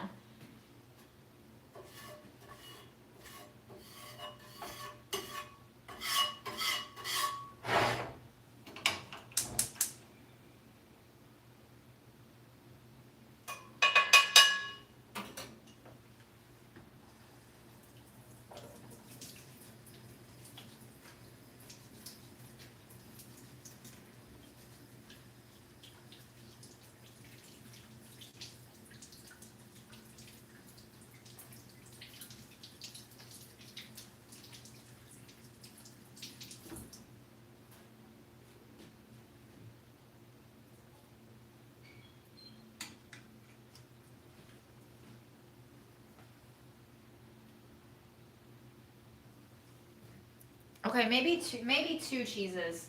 I don't think I can eat that. I don't think I can eat that many pieces.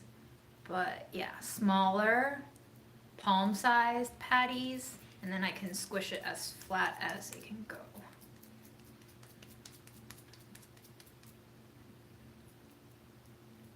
Good luck getting it off my hands though.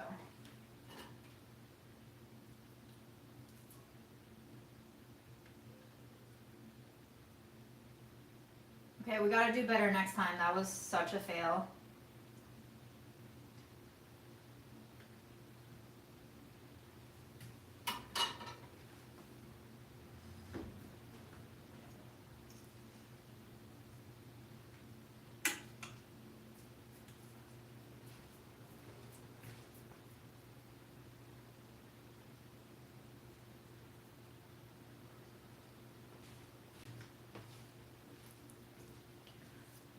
If I were a professional, we would be using plastic wrap right now, probably, but I'm not a professional anymore.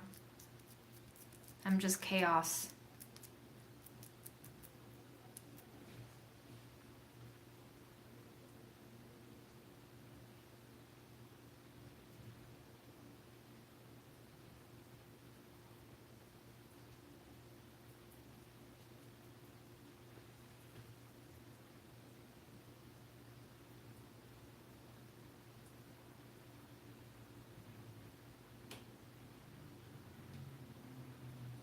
I was always chaos, but now I am fully living up to my potential as chaos.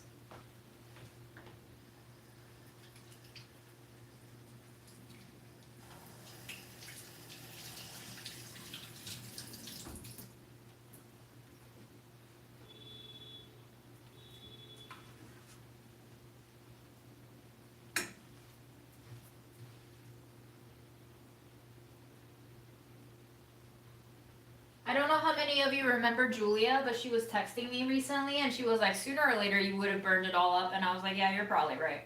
So, here it is. Burn it up.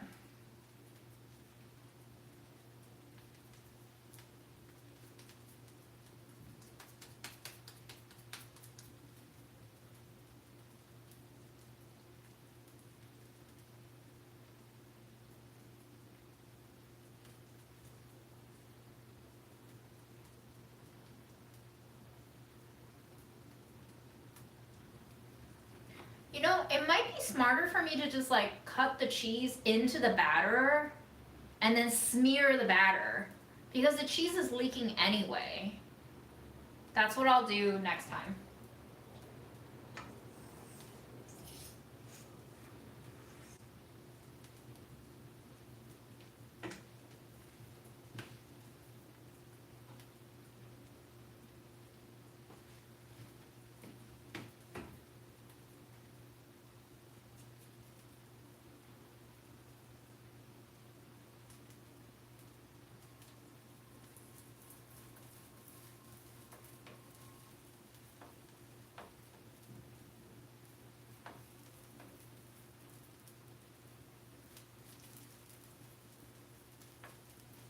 Yahoo!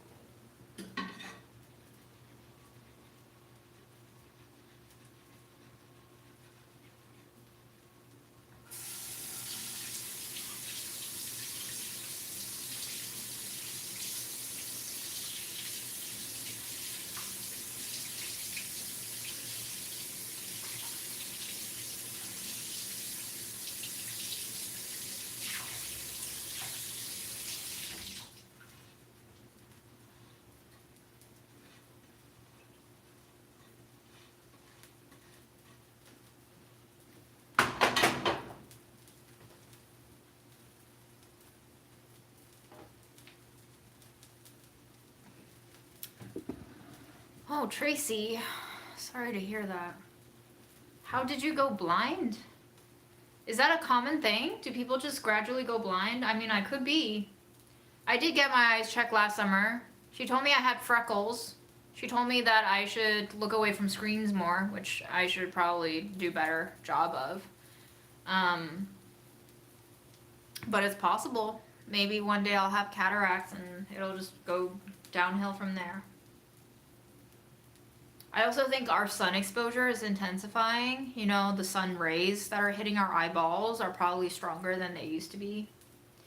And it's not going to make everyone blind, but if you just have vulnerable eyes to begin with, kind of like COVID and long COVID, you know, not everyone's going to get long COVID from COVID, but those who are more vulnerable to it will, so.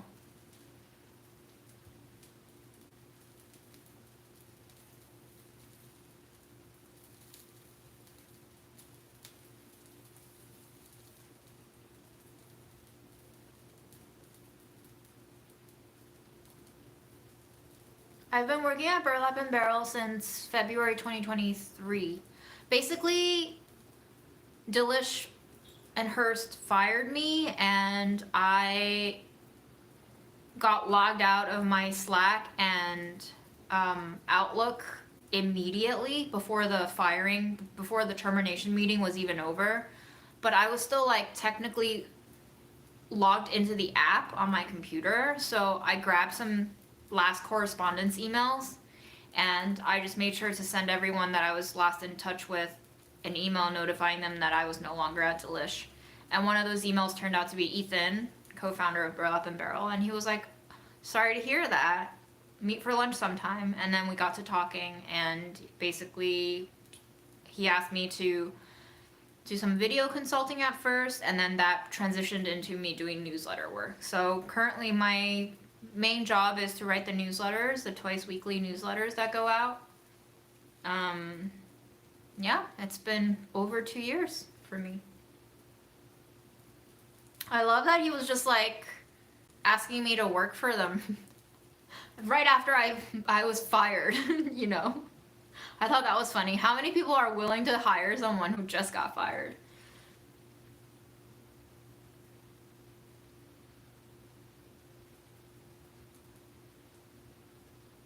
Yeah, Julia was in the camping video. Julia was our video producer at the time.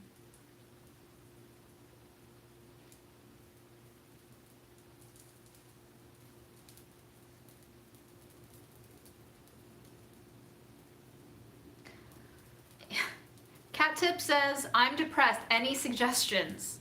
It depends on why you're depressed. Have you figured that out? That's kind of like saying you're sick. Any suggestions? I have to know what you're sick with, why you're sick, what's causing the illness. It also depends on how depressed you are.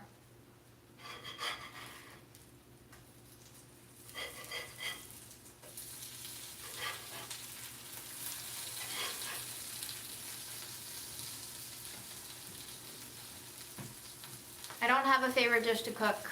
I just like random mush experiments, making use of whatever ingredients I have on hand and combining them in ungodly ways. Basically, the shit that you saw me do on Budget Eats is true to the way that I like to cook. Except I went above and beyond in Budget Eats because I wanted to entertain the people and also like push to the max the experimentation and presentation aspect of it. Obviously, if I'm at home cooking for myself, not for an audience, I'm not going to go through the trouble of blending beans to then flatten them into a disc, to then bake them inverted over a muffin tin to make bean cups to hold other shit inside. You know, like that's the kind of stuff that I wouldn't do at home for myself. But I will still make a bean mash and probably sear it off in a pan like this.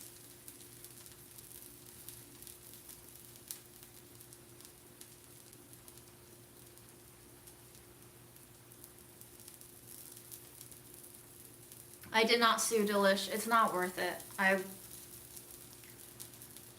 didn't want to litigate because I didn't want them anymore in my life. I wanted to, you know, my mom had just died the year before. They literally fired me like a year and 4 days after my mom had died.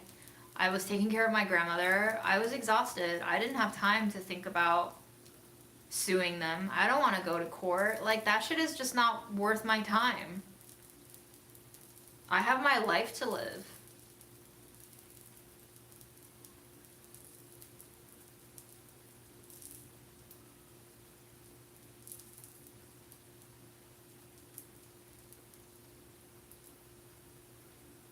I would not go back to working for a media company because media sucks. And you can find me a media company that will let me say Free Palestine and I'll go. But I'm willing to bet all of the media companies that you can find jobs at right now will probably fire you and blacklist you for saying Free Palestine.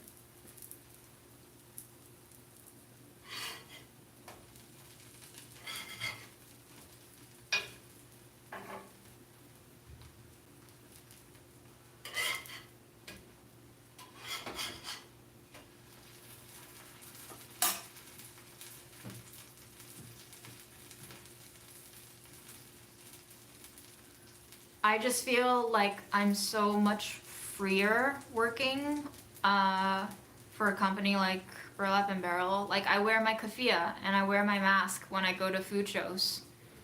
Whether or not I'm representing Burlap and Barrel or not, I wear my keffiyeh and I wear my mask. That's just what I do. So I always ask Ethan, if I come, is it okay if I do that? And yeah, I can always wear those. So, you know. I just don't know in this world that we live in how many other places there are that I can work at that would allow me those freedoms. It doesn't seem like this country and this world allows you these freedoms anymore, which is so silly. It's just a piece of clothing. But the symbolism of Palestine is so strong now. They have to squash every little thing from a piece of clothing to a phrase. And that just shows us the power of Palestine and what it stands for. And that is also why the people there are getting murdered. Because it threatens the system as we know it. It's not just politics. It's not just Israel. It's the whole socio-economic, political landscape, the infrastructures. They all rely on this myth.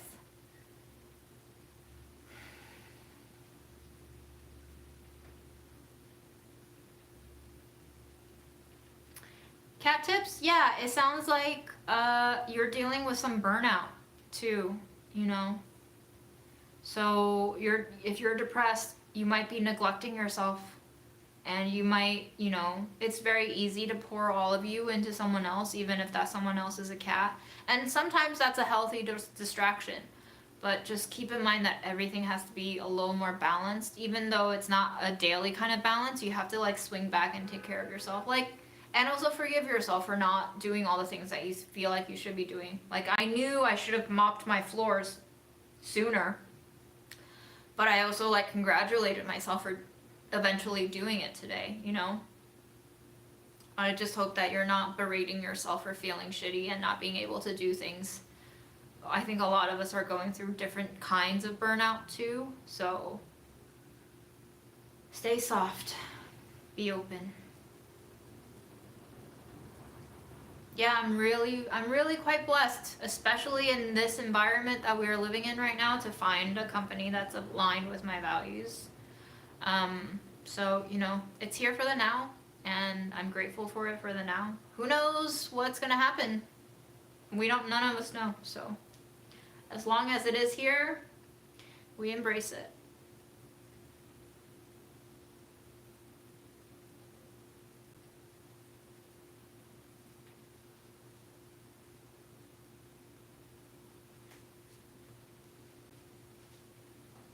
I am also very glad I don't have kids. Holy shit, I was thinking the other day about that. That's the best decision I've ever made in my life. The second one was getting myself fired from Delish. Whoops.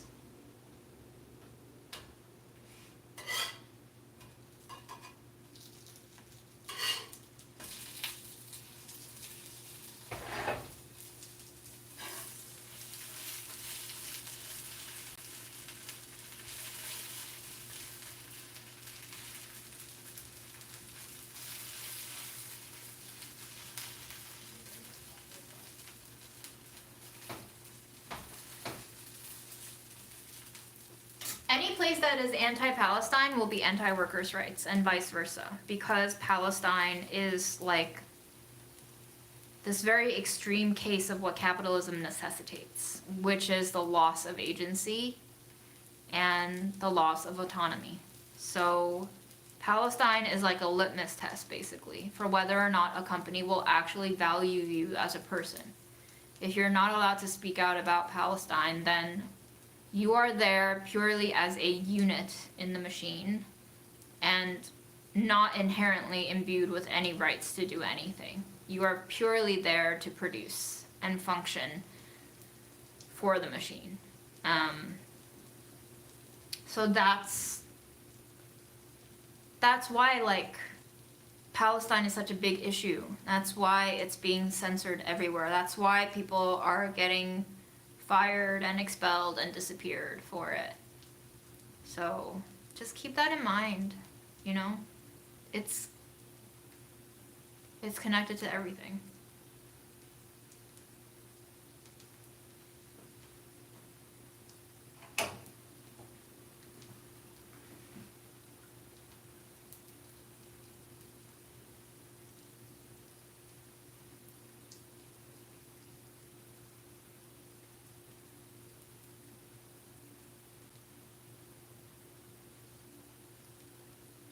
People who are protesting are threatening the lives of people who disagree. Well, that's not going to solve anything. I don't think us threatening anyone else is going to solve anything. But clearly this world is not out for solutions. We've driven ourselves off a cliff many a times. So it is just going to be this cycle of destruction, reconstruction, deconstruction, decline, and it'll repeat itself. And you choose in every turn of the cycle where you want to be in the matrix of things. So just keep in mind, right? Memento mori. Know that we will die, and know where you want to stand in this life.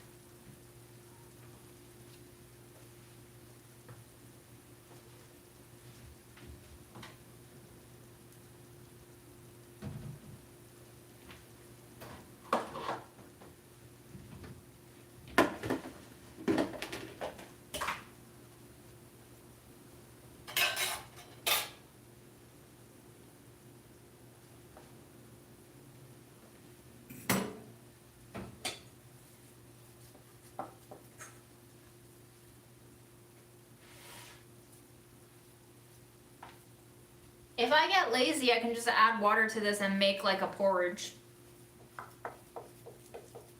And then melt the cheese in the porridge. That works too. Much less work.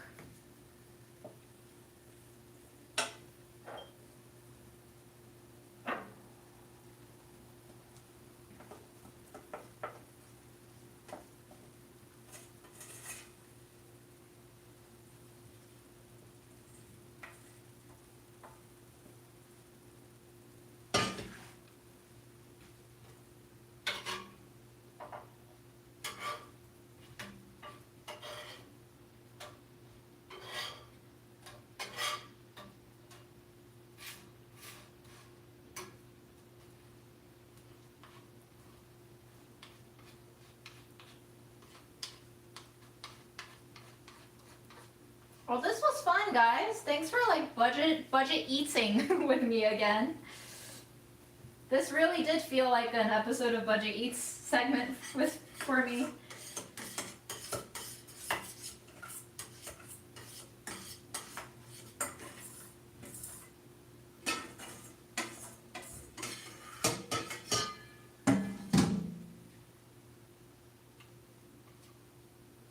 Just like a sad, genocidal, long COVID-y, dead mom episode of Budget Eats. This is like the lifeless world edition of Budget Eats.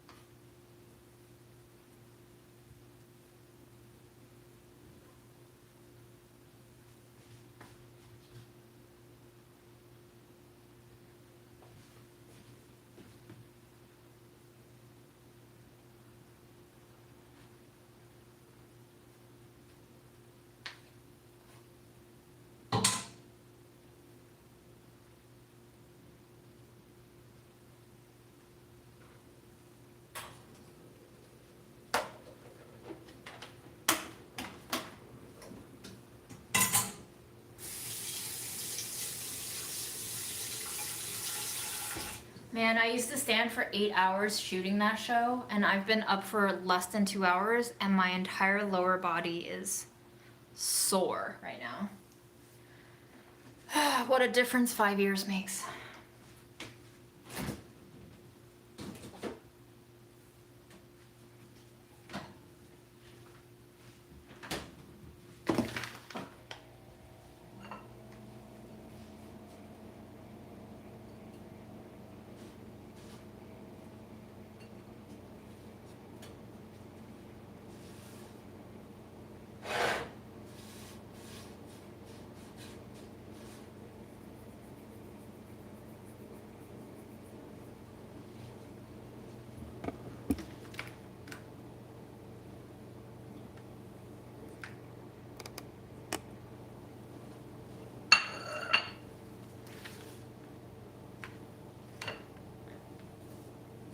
I don't think I can get a sponsor, because what sponsors do you know that will let me have a free Palestine poster in the back? I'm surprised I'm still here on YouTube. It's a matter of time. The way things are going, you cannot make money in a world that is pro-genocide being an anti-genocide person. I've done a lot of career suicide things. It's probably just gonna get worse from here. Do I still keep in touch with Fred? Yeah, sometimes.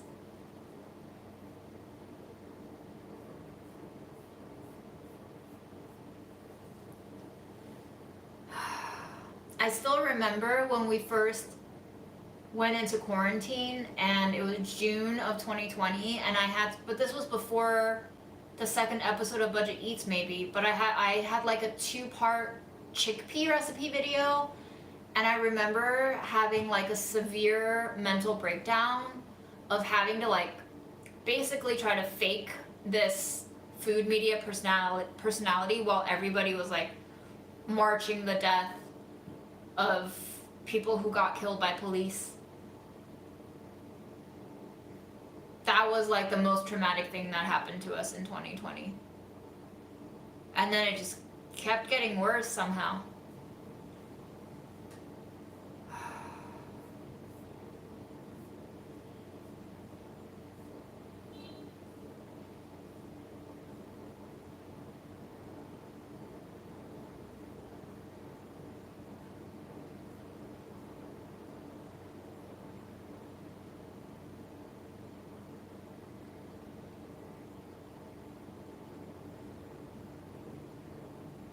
Sad eats is still good eats. Sad eats is still eats, you know? And there is happiness in the sad too.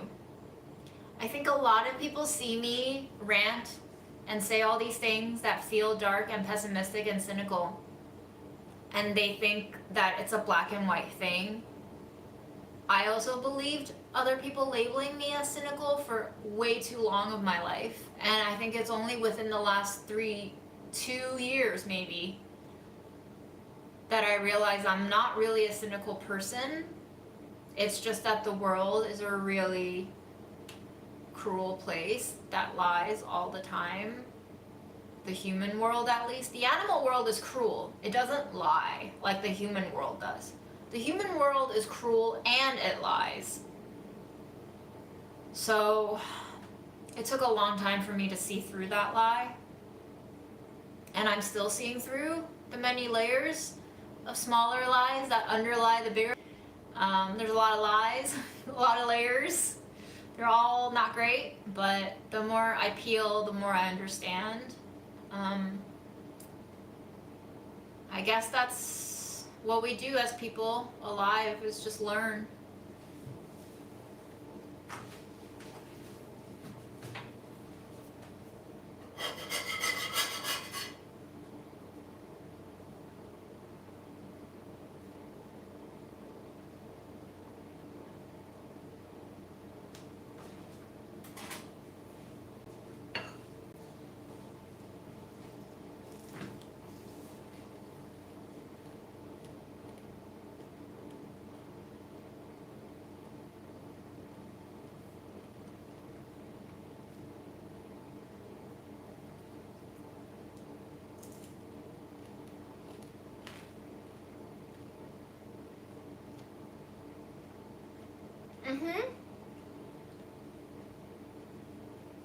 I think the reason why I present so pessimistically is because I have optimism in my core. It's not that I'm so optimistic inside, but there is optimism in my core. And it is just being met with the reality that like optimism doesn't hold up to what people actually end up doing that turns me pessimistic. Which I think is just, to me, it feels quite realistic.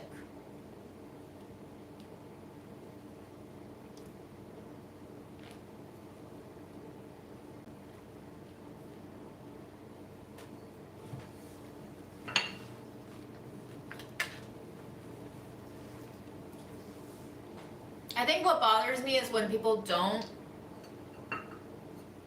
acknowledge just how bad things are and they try to like cover it over and pretend it doesn't exist.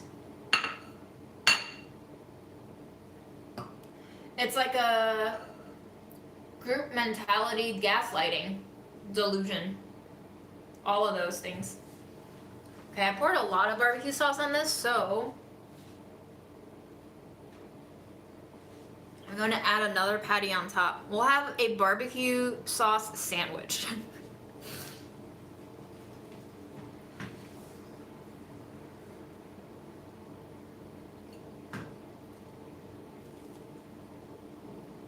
Mmm.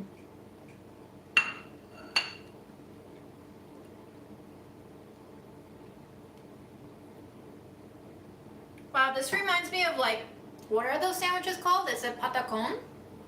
Is that the sandwich? Where it's like 2 slabs of fried plantain. Mm.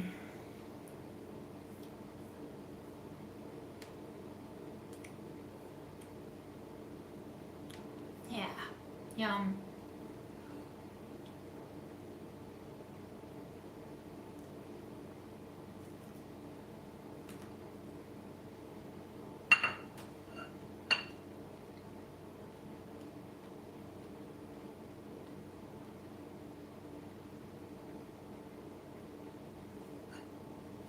the best thing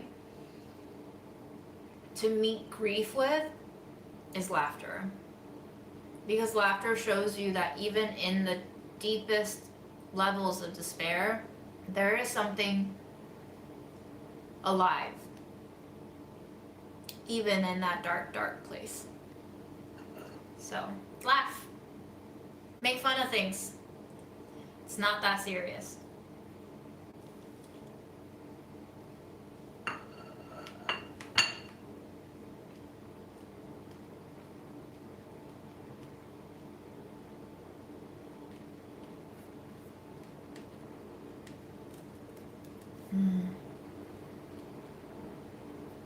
Have you guys seen Severance season 2 yet?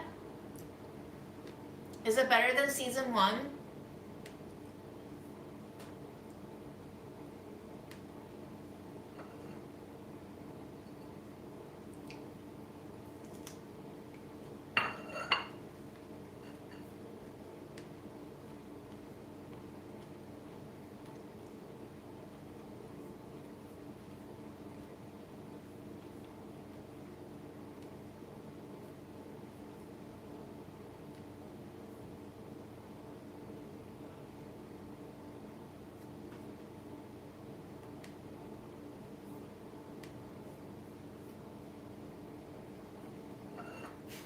Why so serious?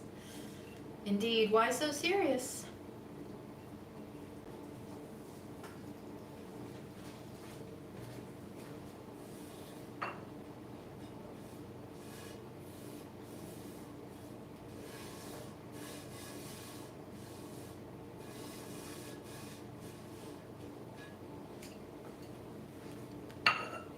Season 1 better. Interesting. Guys, I just saw a video the other day about how Heath Ledger kept a journal while he was playing the Joker, and it was like all scrapbooked from the perspective of the Joker, and it was creepy.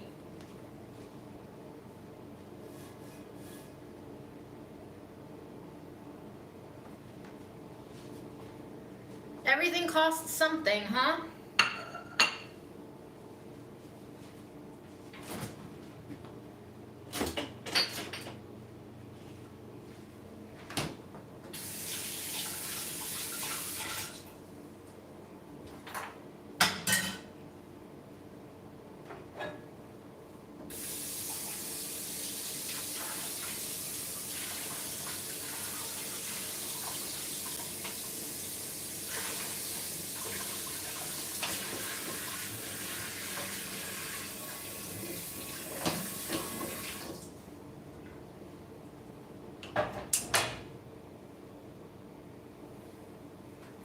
Earlier today I was thinking, do I want to go this complicated with my leftovers in the fridge?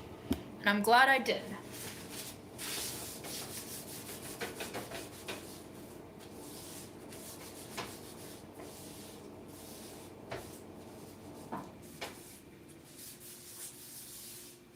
Alright guys, I'm off to watch the not so great season of Severance. Thank you for joining me tonight. I hope you have a great weekend. I won't see you tomorrow. Hopefully, I'll be hanging out with my friend. But I wish you all lots of rest. And deep breaths. Read a book. Get some sleep. Eat some snacks. Hug a friend.